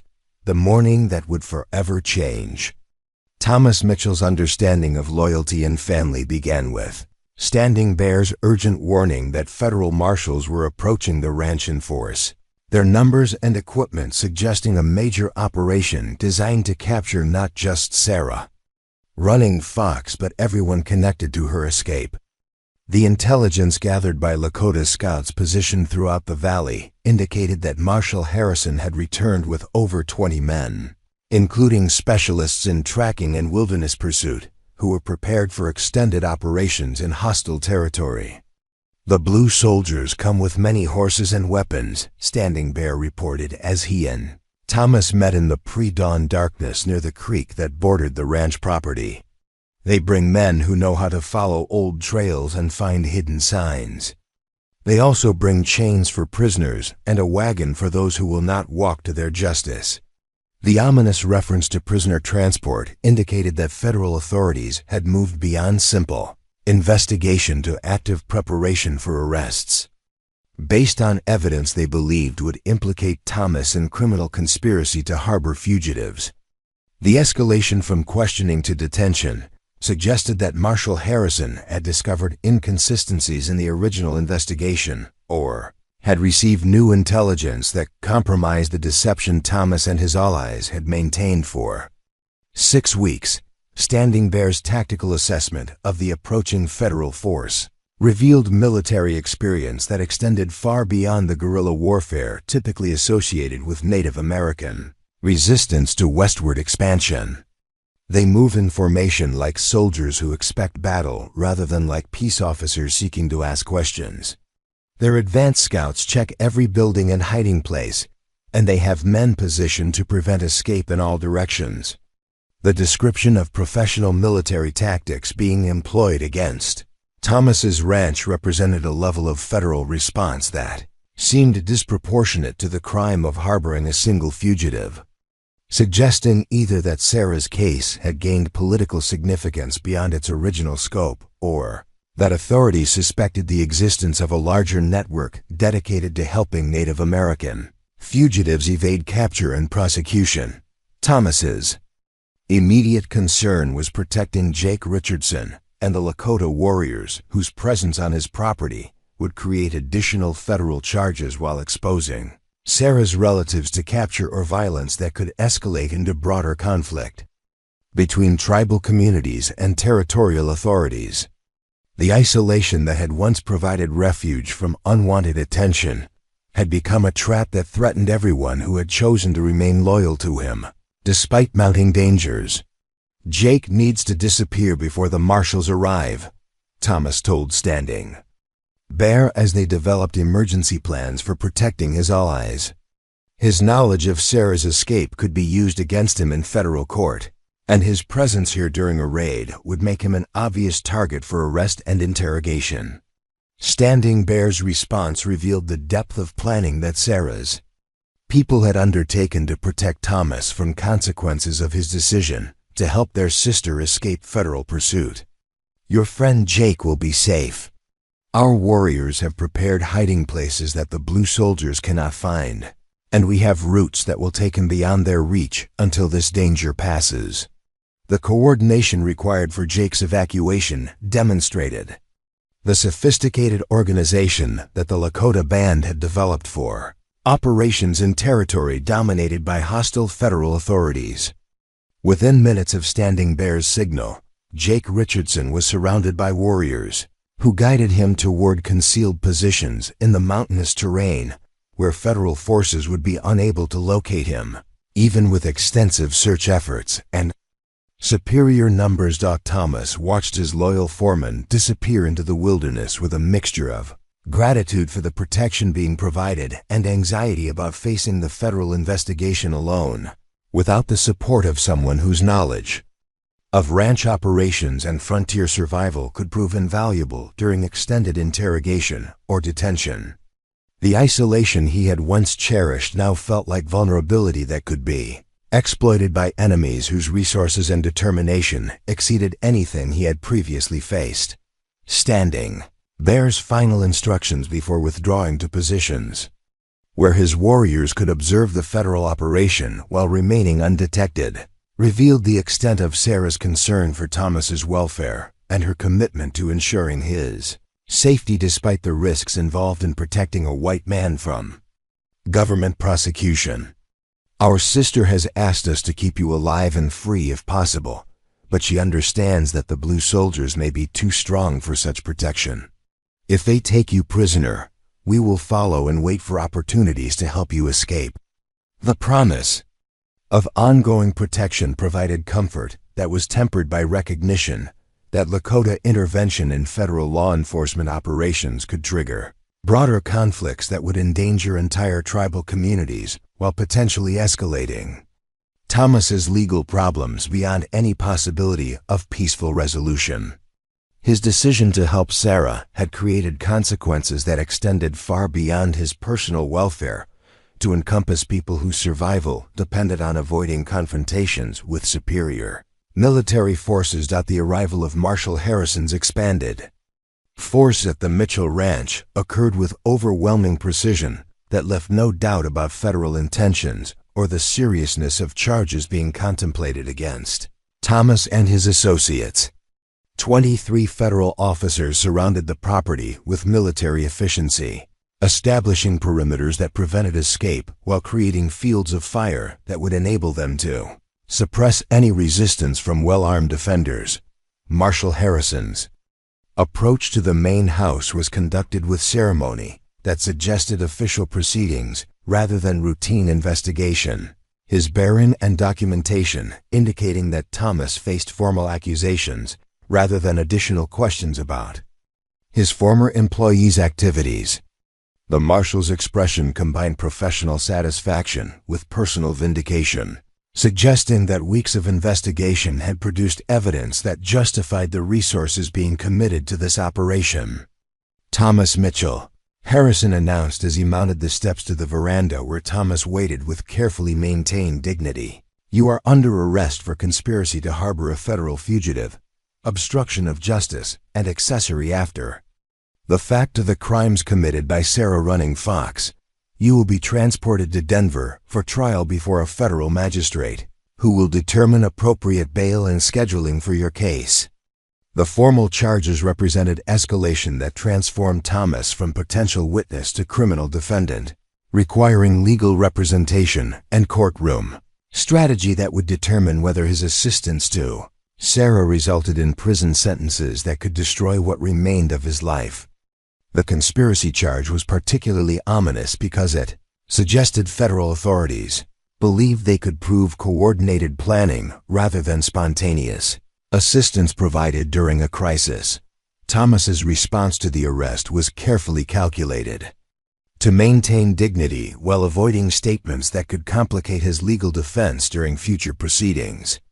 I understand the charges, Marshal, though I maintain that my actions were motivated by humanitarian concerns rather than criminal intent. I will cooperate with the legal process while defending my right to provide assistance to someone who was seeking justice for crimes committed against her family. Marshal Harrison's reaction to Thomas's statement revealed the depth of federal commitment to prosecuting anyone connected to Sarah's escape, regardless of their motivations or the moral complexities surrounding her case. Your humanitarian concerns don't override federal law, Mr. Mitchell. Sarah Running Fox is a wanted killer, and anyone who helped her evade capture shares responsibility for future crimes she may commit against innocent settlers. The philosophical debate about justice and legal obligation was interrupted by the practical necessities of conducting a thorough search of Thomas's property for evidence that could support federal charges while revealing the extent of any network that might have facilitated Sarah's escape. Marshal Harrison's men began systematic examination of the ranch buildings, documentation, and personal effects with the thoroughness of investigators who expected to find proof of extensive criminal conspiracy. The search of Thomas's house revealed the careful attention to maintaining Catherine's belongings exactly as she had left them, creating poignant evidence of grief that seemed inconsistent with the federal portrayal of Thomas as a calculating criminal who harbored dangerous fugitives for personal gain. The preserved bedroom, untouched sewing room, and carefully maintained personal effects spoke of a man whose motivations were shaped by loss rather than criminal ambition. One of the federal officers conducting the search paused while examining Catherine's photograph and personal letters, his expression suggesting recognition that Thomas's assistance to Sarah represented emotional rather than criminal decision-making.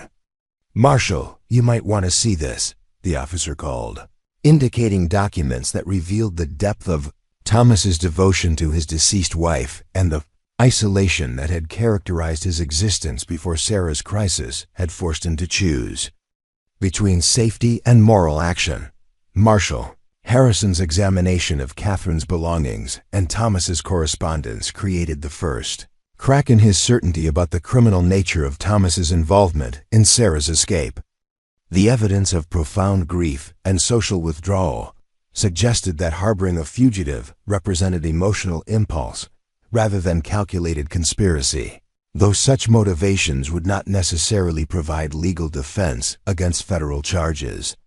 Discovery of the root cellar that had concealed Sarah during her escape provided physical evidence that supported federal accusations, while revealing the sophistication of planning that had enabled her to evade capture despite intensive pursuit by experienced law enforcement officers.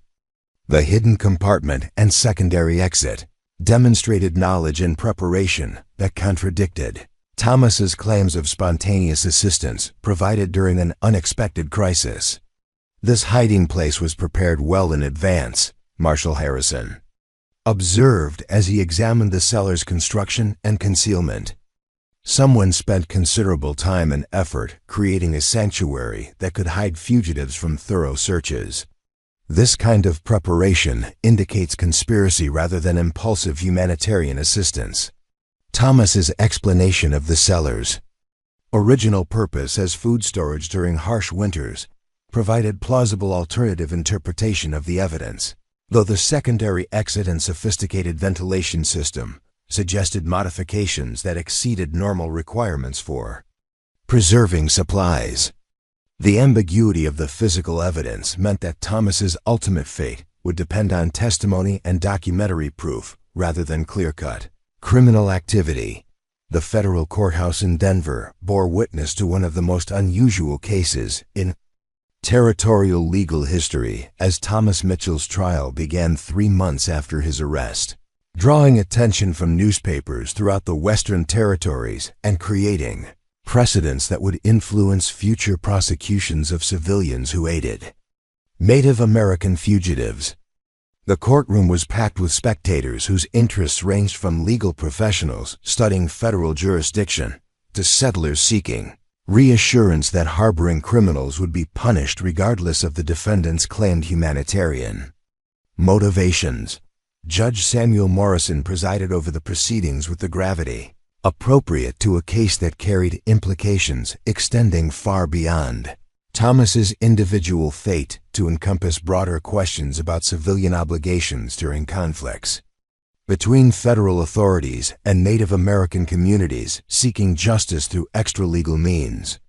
Morrison's reputation for fairness was balanced by his commitment to upholding federal law, creating uncertainty about whether sympathy for Thomas's motivations would influence legal interpretations of his actions. Federal prosecutor James Whitman presented the government's case with methodical precision, arguing that Thomas's assistance to Sarah Running Fox represented calculated conspiracy to obstruct justice rather than spontaneous humanitarian response to someone seeking help during a crisis.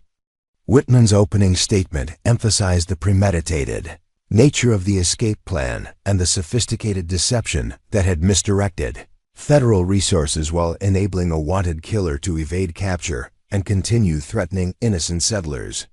The defendant claims his actions were motivated by sympathy for someone he believed was seeking justice, Whitman told the jury during his presentation of the charges. But the evidence will show that Thomas Mitchell's assistance to Sarah Running Fox was planned in advance, executed with professional competence, and designed to help a dangerous criminal escape accountability for the brutal murders of 7 innocent people, including children.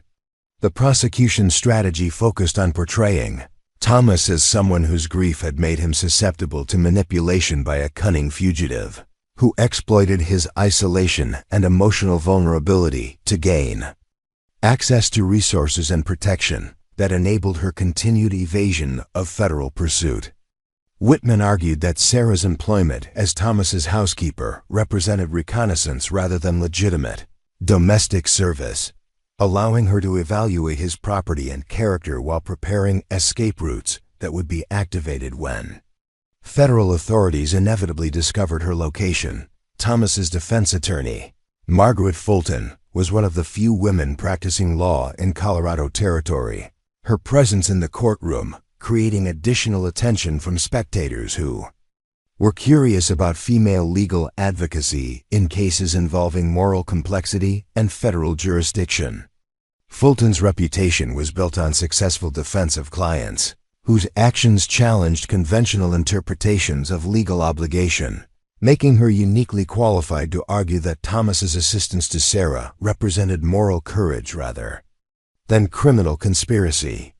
"Ladies and gentlemen of the jury," Fulton addressed the court during her opening statement, "this case requires you to distinguish between technical violations of federal law and genuine criminal intent." Thomas Mitchell's actions were motivated by recognition that Sarah Running Fox was seeking justice for crimes that the official legal system had failed to address.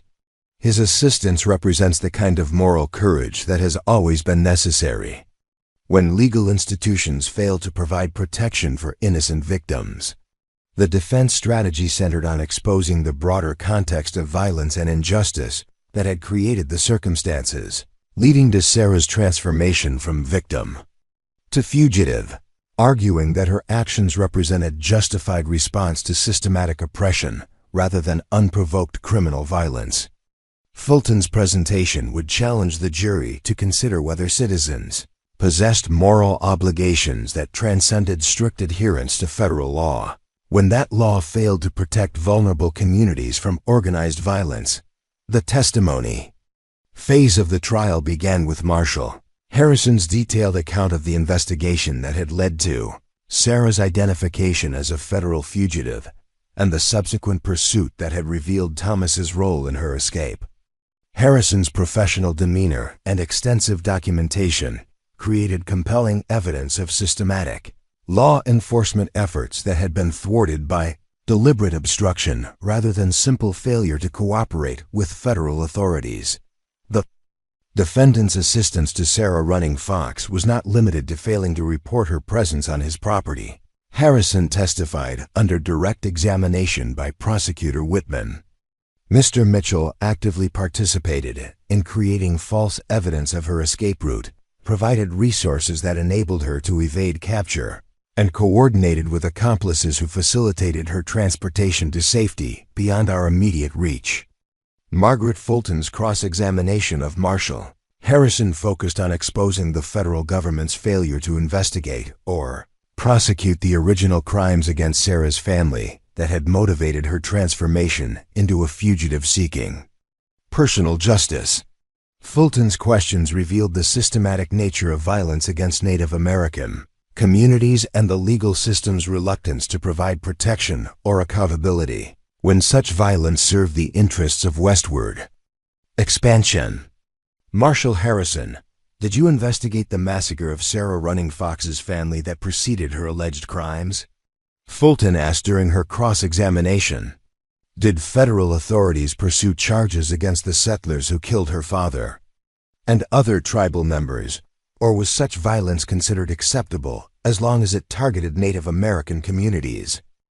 Harrison's responses revealed the uncomfortable reality that federal law enforcement had devoted significantly more resources to pursuing Sarah than to investigating the original crimes that had motivated her actions, creating moral inequity that supported Fulton's argument about the inadequacy of official justice mechanisms when dealing with violence against Native American communities. The prosecution's presentation of physical evidence from Thomas's ranch included detailed analysis of the root cellar that had concealed Sarah during her escape, with federal investigators arguing that the sophisticated modifications to the hiding place demonstrated advanced planning that contradicted Thomas's claims of spontaneous assistance.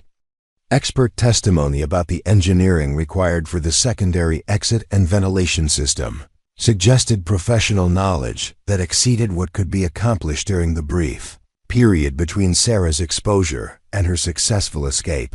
Thomas's own testimony represented the emotional centerpiece of the trial, as he described the isolation and grief that had defined his existence since Catherine's death, while explaining how Sarah's crisis had awakened protective instincts that had been dormant for years.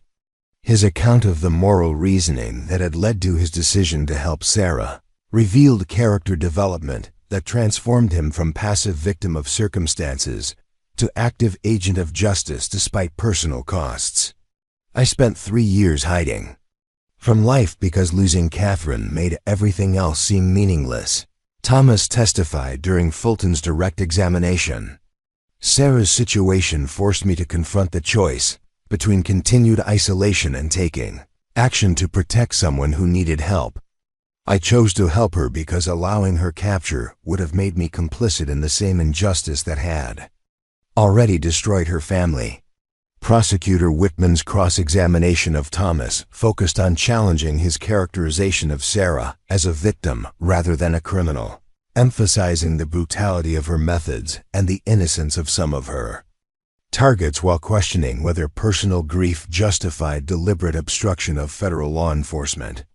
Whitman's strategy aimed to portray Thomas as someone whose emotional instability had made him vulnerable to manipulation by a dangerous fugitive. Mr. Mitchell, did Sarah Running Fox inform you that her victims included children who had no involvement in her family's deaths? Whitman asked during his aggressive cross-examination. Did she explain why justice required killing innocent people who happened to be related to or associated with the men she held responsible for her grievances? Thomas's response revealed the complexity of his moral reasoning and his continued commitment to the principles that had motivated his assistance to Sarah, despite learning additional details about her methods. Prosecutor Whitman, I learned about the full extent of Sarah's actions during your investigation, not before I decided to help her. But even knowing everything I know now, I believe that someone who was denied justice through legal channels had the right to seek it through other means. The testimony of Jake Richardson, who had been granted immunity in exchange for cooperation with federal prosecutors, provided crucial evidence about the planning and coordination that had enabled Sarah's escape while revealing the network of relationships that had made such assistance possible. Jake's reluctant cooperation with federal authorities demonstrated the pressure that had been applied to force testimony from people who remained sympathetic to Thomas and Sarah despite legal consequences. Mr. Richardson, did Thomas Mitchell ask you to help create false evidence of Sarah Running Fox's escape route? Prosecutor Whitman asked during Jake's testimony. Did he coordinate with you to mislead federal officers about the direction of her flight and the resources she had available for extended evasion? Jake's responses were carefully calibrated to provide the minimum cooperation required by his immunity agreement while avoiding unnecessary damage to Thomas's defense, though his acknowledgement of coordination and advance planning provided ammunition for federal arguments about conspiracy and deliberate obstruction of justice. The surprise testimony that transformed the trial's trajectory came from an unexpected source when Marcus Webb, the freight operator who had transported Sarah to Denver, voluntarily appeared in court to provide evidence that challenged federal assumptions about the network that had facilitated her escape. Webb's testimony revealed that his assistance had been motivated by personal conviction rather than criminal conspiracy, and that similar operations had helped numerous Native American fugitives escape prosecution for actions taken in response to violence against their communities. I've transported dozens of Native Americans who were fleeing federal prosecution for defending their families or seeking justice for crimes that the law ignored. Webb testified during Margaret Fulton's presentation of defense evidence. What Thomas Mitchell did for Sarah Running Fox represents the kind of courage that decent people show when legal institutions fail to protect innocent victims. Webb's revelation about the scope of underground assistance to Native American fugitives provided context that transformed Thomas's case from isolated criminal conspiracy to part of broader civilian resistance to federal policies that privileged settler violence while criminalizing Native American responses to such violence. The climactic moment of Thomas Mitchell's trial arrived when the courtroom doors burst open and 30 Lakota warriors entered in full ceremonial dress, their presence transforming the federal courthouse into something approaching a battlefield as spectators gasped and federal marshals reached for their weapons. Leading this unprecedented procession was Sarah Running Fox herself, walking with dignity despite her pronounced limp, her dark eyes scanning the courtroom until they found Thomas seated at the defendant's table beside his attorney Margaret Fulton. Judge Morrison's gavel echoed through the stunned courtroom as he attempted to restore order while federal officers positioned themselves to prevent any disruption of legal proceedings or threat to court security. The judge's expression revealed both fascination and concern at this dramatic interruption of federal court proceedings by people whose very presence represented challenges to the legal authority he was sworn to uphold. "This court will come to order," Judge Morrison declared, his voice carrying the authority of federal jurisdiction, while acknowledging the unprecedented nature of the situation. "I will not allow disruption of these proceedings, regardless of the cultural or political motivations of any individuals who believe they have the right to interfere with the administration of justice." Sarah's response to the judge's warning was delivered in clear, precise English that demonstrated education and intelligence that contradicted federal characterizations of her as a savage killer motivated by primitive desires for revenge. Her bearing and articulation revealed someone capable of sophisticated reasoning about justice and legal obligation, challenging assumptions that had underlain the entire prosecution of Thomas's case. "Your Honor," Sarah said as she stepped forward, her warriors maintaining respectful positions behind her, "I have come to provide testimony that will reveal the truth about the events that led to Thomas Mitchell's prosecution. I ask permission to speak on behalf of someone who risked everything to protect me when the law failed to provide justice for my family's massacre." The request created a legal dilemma that had no clear precedent in federal court procedures, as Sarah's status as a wanted fugitive made her testimony inadmissible under normal circumstances while her voluntary surrender for the purpose of testifying on Thomas's behalf represented an act of courage that demanded judicial consideration. Judge Morrison's response would establish precedents, affecting future cases where moral obligation conflicted with strict legal procedure. Prosecutor Whitman's immediate objection to Sarah's testimony revealed federal anxiety about allowing someone they had portrayed as a dangerous criminal to present alternative narratives about her actions and motivations. "Your Honor, Sarah Running Fox is a federal fugitive wanted for multiple murders. Her presence in this courtroom represents contempt for legal authority, and her testimony would be both inadmissible and prejudicial to the fair administration of justice."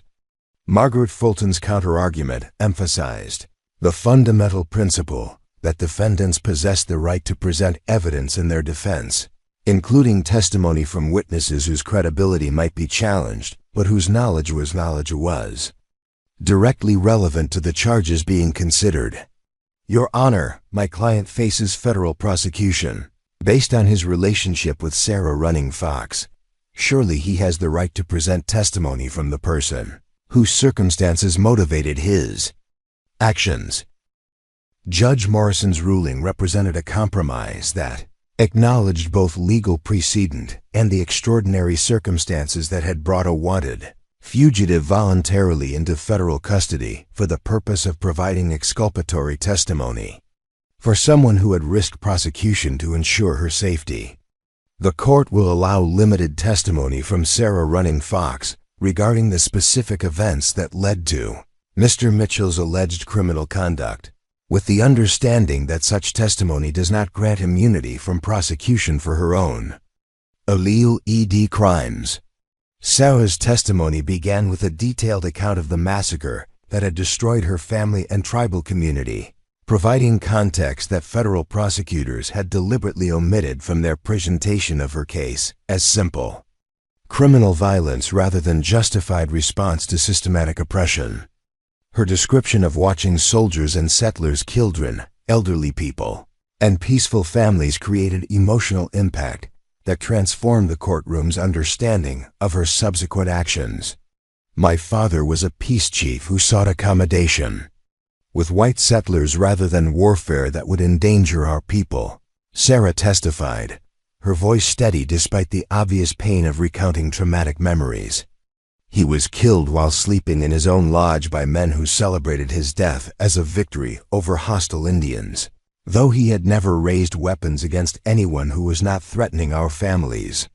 The detailed account of federal and civilian violence against Sarah's people revealed the systematic nature of oppression that had created the circumstances, leading to her transformation from peaceful tribal member to someone seeking personal justice through methods that the legal system condemned as criminal. Sarah's testimony exposed the moral complexity that federal prosecutors had attempted to obscure by focusing exclusively on her actions while ignoring their context. Her description of Thomas's assistance was delivered with gratitude and respect that contradicted prosecutorial characterizations of their relationship as manipulation of a grief-stricken widower by a cunning criminal. Sarah's account revealed genuine partnership between two people who had found common cause in resistance to injustice, creating bonds that transcended racial and cultural differences, while serving moral purposes that official legal institutions had failed to address. Thomas Mitchell saved my life not because I deceived him about my identity, but because he recognized that someone seeking justice deserved protection from a legal system that criminalized my efforts while ignoring the crimes committed against my family, Sarah testified during Margaret Fulton's direct examination. His courage in helping me represents the kind of moral leadership that has always been necessary when legal institutions fail to serve justice. Prosecutor Whitman's cross-examination of Sarah focused on the brutality of her methods and the innocence of some of her victims, attempting to undermine sympathy for her circumstances by emphasizing the calculated nature of her revenge and the suffering she had inflicted on families whose only connection to her grievances was association with the men she held responsible for her losses. Miss Running Fox, did your quest for justice require killing children who had no involvement in your family's deaths? Whitman asked during his aggressive questioning. Did your moral principles justify murder of innocent people whose only crime was being related to or associated with the men you sought to punish? Sarah's response revealed the depth of her moral reasoning and the painful choices she had faced when seeking justice through extra-legal means after legal institutions had failed to provide accountability for crimes against her people. Prosecutor Whitman, I killed no one who was innocent of participation in or celebration of my family's massacre. Every person who died at my hands had taken part in killing my relatives or had profited from violence against Native American communities. The revelation that Sarah's victims had been carefully selected based on their specific involvement in violence against her people rather than chosen randomly for racial or political reasons provided new perspective on her actions while challenging federal characterizations of her methods as indiscriminate terrorism rather than targeted justice-seeking.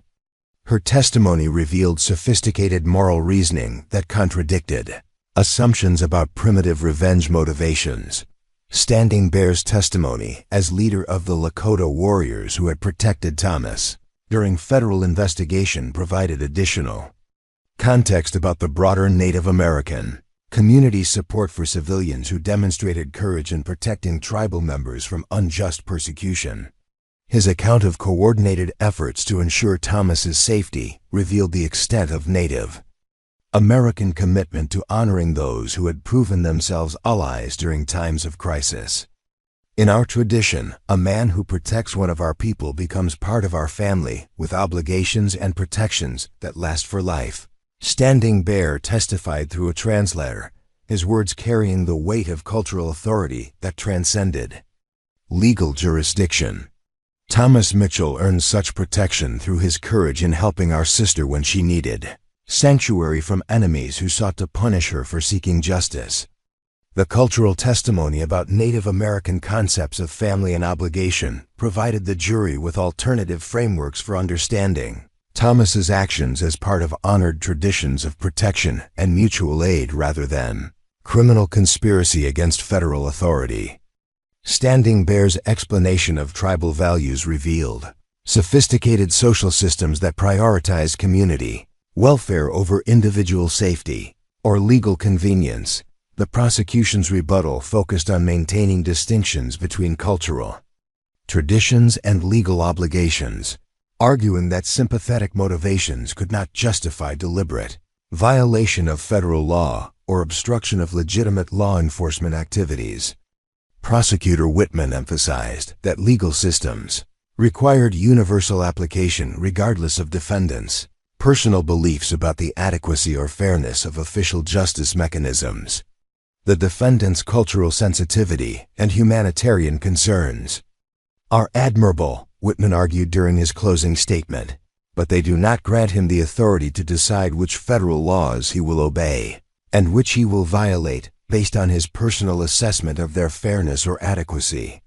Margaret Fulton's closing argument challenged the jury to consider whether moral courage sometimes required civilians to choose justice over law when legal institutions failed to protect innocent victims from systematic violence. Her presentation emphasized that Thomas's actions represented the kind of principled resistance that had always been necessary to challenge unjust policies and protect vulnerable communities from oppression. Ladies and gentlemen of the jury, Fulton concluded her defense, this case requires you to decide whether decent people possess the right and obligation to protect innocent victims when legal institutions fail to provide adequate protection. Thomas Mitchell's courage in helping Sarah Running Fox represents the best of American values, the willingness to risk personal safety to defend justice and human dignity.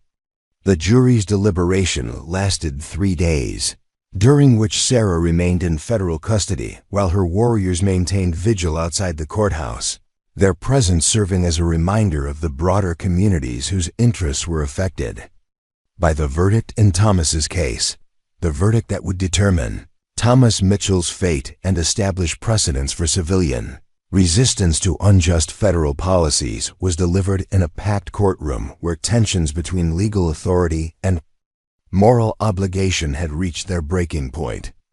Judge Morrison's expression as he prepared to receive the jury's decision revealed the weight of presiding over a case that would influence future relationships between federal law enforcement and communities seeking justice through extralegal means. The jury foreman, a middle-aged merchant named William Crawford, whose weathered face spoke of years spent navigating the moral complexities of frontier life, rose to address the court with obvious awareness that his words would be scrutinized by legal scholars and political leaders throughout the territories. His bearing suggested someone who had wrestled seriously with questions that transcended simple application of legal precedent to encompass fundamental issues of human obligation and social justice. "Your Honor," Crawford began, his voice carrying the gravity appropriate to a decision that had required 3 days of intense deliberation among 12 citizens whose backgrounds and beliefs had initially seemed irreconcilable. "We, the jury, have reached a verdict in the case of the United States versus Thomas Mitchell." The pause that followed seemed to last forever as Thomas sat beside Margaret Fulton, his hands clasped tightly while he prepared to learn whether his choice to protect Sarah would result in federal imprisonment or vindication of the moral principles that had motivated his transformation from isolated widower to active defender of justice. Sarah's presence in the courtroom, flanked by federal marshals but supported by the silent strength of her warriors, provided visual reminder of the human Stakes involved in the legal proceeding. On the charge of conspiracy to harbor a federal fugitive, Crawford continued with deliberate precision. We find the defendant not guilty.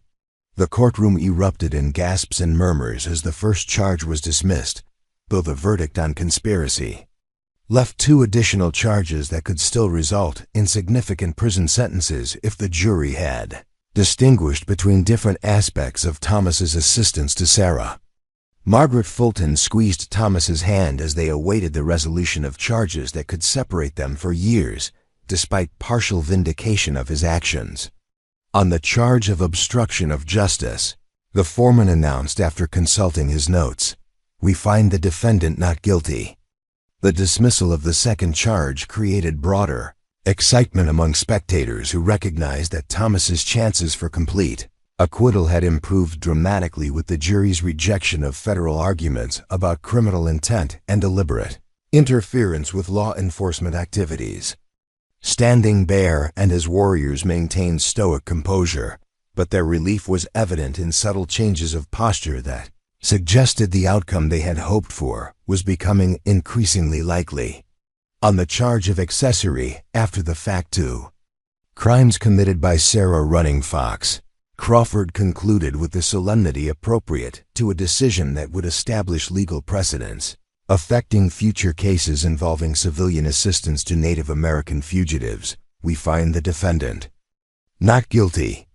The complete acquittal transformed the courtroom into celebration as supporters cheered while federal prosecutors struggled to conceal their disappointment at the jury's rejection of charges that had seemed supported by overwhelming evidence of Thomas's involvement in Sarah's escape. Judge Morrison's gavel restored order, but the emotional impact of the verdict had already established that 12 ordinary citizens had chosen moral courage over strict legal compliance when forced to evaluate Thomas's actions. Judge Morrison's comments following the verdict revealed judicial recognition that the case had raised fundamental questions about the relationship between legal obligation and moral duty that extended far beyond Thomas's individual circumstances to encompass broader issues of civilian responsibility when legal institutions failed to protect innocent victims from systematic violence. The jury's verdict reflects their conclusion that Thomas Mitchell's actions were motivated by humanitarian concern rather than criminal intent, Judge Morrison observed as he prepared to dismiss the charges. While this court cannot endorse civilian interference with federal law enforcement, the jury's decision suggests that citizens retain the right to provide assistance to those seeking justice when legal institutions have failed to address legitimate grievances. The judicial commentary provided implicit criticism of federal policies that had prioritized prosecution of Native American resistance while ignoring the original violence that had motivated such resistance, creating moral inequities that citizens like Thomas had felt obligated to address through personal action, despite legal risks. Morrison's words suggested that the trial had exposed systemic failures that required policy changes rather than simply criminal prosecutions. Sarah's immediate fate following Thomas's acquittal remained uncertain, as her voluntary surrender for the purpose of testifying had not resolved the federal charges that had made her a fugitive for over 3 years. Her presence in federal custody created opportunities for either continued prosecution or negotiated resolution that might acknowledge the extraordinary circumstances that had motivated her transformation from peaceful tribal member to someone seeking personal justice. Federal prosecutor Whitman's response to the verdict revealed bureaucratic recognition that continued pursuit of Sarah would be complicated by public sympathy generated during Thomas's trial and by evidence that had exposed the broader context of violence and injustice that had shaped her actions. The prosecutor's announcement regarding future proceedings reflected political calculations that extended beyond simple law enforcement to encompass territorial relationships with Native American communities. The federal government will review Sarah Running Fox's case in light of testimony presented during Mr. Mitchell's trial, Whitman announced to assembled reporters following the verdict. While her voluntary surrender demonstrates respect for legal authority, the serious nature of her alleged crimes requires careful consideration of all factors before determining appropriate prosecutorial action.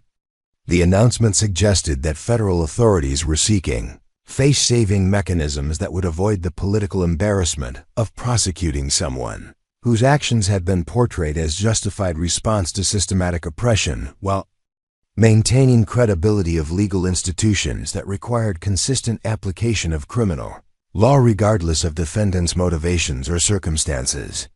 Margaret Fulton's post-trial comments emphasized that Thomas's acquittal represented broader vindication of civilian rights to provide humanitarian assistance to those seeking justice when legal institutions failed to address legitimate grievances. Her analysis of the verdict's implications suggested that the case had established precedents that would influence future prosecutions involving moral conflicts between legal obligation and human duty. This verdict demonstrates that American juries retain the wisdom to distinguish between criminal conspiracy and moral courage. Fulton told reporters gathered outside the courthouse. Thomas Mitchell's acquittal sends a clear message that citizens possess both the right and the obligation to protect innocent victims when legal institutions fail to provide adequate justice. The resolution of Sarah's federal charges came through negotiations that reflected political recognition that continued prosecution would create martyrdom while failing to serve legitimate law enforcement interests. The agreement reached between defense attorneys and federal prosecutors represented compromise that acknowledged both the seriousness of her actions and the extraordinary circumstances that had motivated her transformation into a fugitive seeking personal justice. Under the negotiated settlement, Sarah would plead guilty to reduced charges of unlawful flight to avoid prosecution in exchange for a sentence of time served plus community service involving education about peaceful resolution of conflicts between Native American communities and territorial authorities. The agreement avoided the spectacle of additional trials while providing face-saving mechanisms for federal prosecutors who needed to demonstrate that criminal actions carried consequences regardless of their underlying motivations. Thomas's return to his ranch occurred under circumstances dramatically different from the isolation that had characterized his existence before Sarah's crisis had forced him to choose between safety and moral obligation. The trial had created public recognition of his courage, while establishing relationships with people whose commitments to justice transcended racial and cultural boundaries that had previously defined territorial social structures. The Lakota warriors who had protected Thomas during federal investigation remained on his property as permanent guardians, whose presence represented ongoing tribal commitment to honoring someone who had proven himself worthy of protection through his actions, rather than his heritage. Standing Bear's establishment of a permanent camp near the ranch created unprecedented cooperation between white and Native American communities based on mutual respect rather than legal coercion or economic convenience. Jake Richardson's return to the ranch brought restoration of practical partnership that had been interrupted by federal investigation, though their relationship had been transformed by shared experience of resisting unjust authority, while protecting someone whose circumstances had demanded moral courage despite personal risks. Jake's immunity agreement had protected him from prosecution while creating obligations to federal authorities that would influence future decisions about assistance to fugitives seeking sanctuary. The transformation of Thomas's ranch into a sanctuary for people seeking justice or refuge from persecution represented evolution of his personal healing into community service that honored Catherine's memory while creating meaning from the grief that had once paralyzed him. The skills he had developed during his business career found new purpose in coordinating assistance for Native American families displaced by federal policies while maintaining legal relationships with territorial authorities. Sarah's periodic visits to the ranch during her community service created opportunities for continued Friendship between people whose crisis forged bonds had transcended the employer-servant relationship that had initially brought them together. Her recovery from the physical and emotional wounds inflicted by years of pursuit and hiding paralleled Thomas's emergence from grief-induced isolation into active engagement with causes larger than personal comfort or security. The letter that Thomas wrote to Catherine's grave on the first anniversary of Sarah's escape revealed the depth of his transformation from isolated widower to someone whose life had found renewed purpose through service to others seeking justice. When legal institutions failed to provide adequate protection or accountability. "My dearest Catherine," he wrote in careful script, "I believe you would be proud of the man I have become through choosing courage over comfort when someone needed protection. The grief that once consumed me has been transformed into strength that serves others who face injustices similar to those that took you from me. Sarah's courage in seeking justice for her family taught me that love requires action rather than simple remembrance, and that your memory is best honored through service to those who need the kind of protection I was unable to provide for you."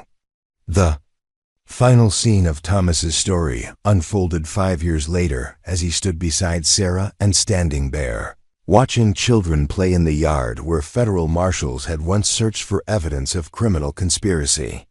The mixed community of white and Native American families that had grown around his ranch represented living proof that justice and healing were possible when people chose moral courage over convenient compliance with systems that failed to serve human dignity and protection.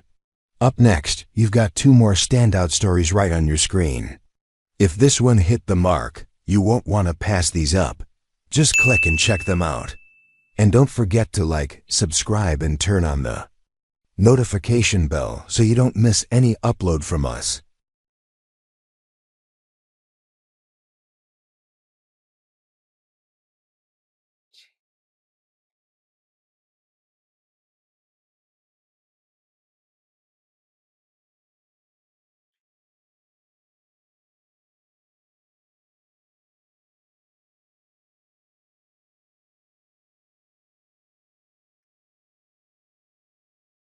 So yeah, no, I did get the 34. Okay.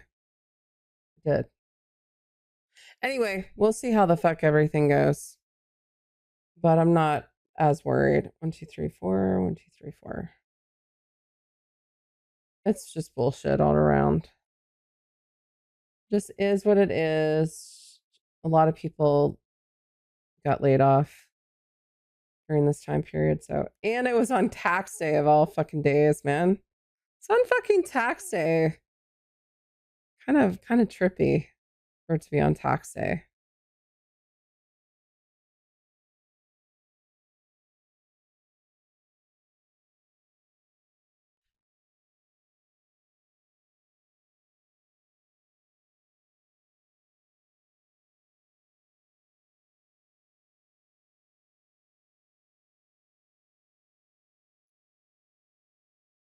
In any case, just thankful we've been able to like do normal stuff and keep as good of a schedule as we can.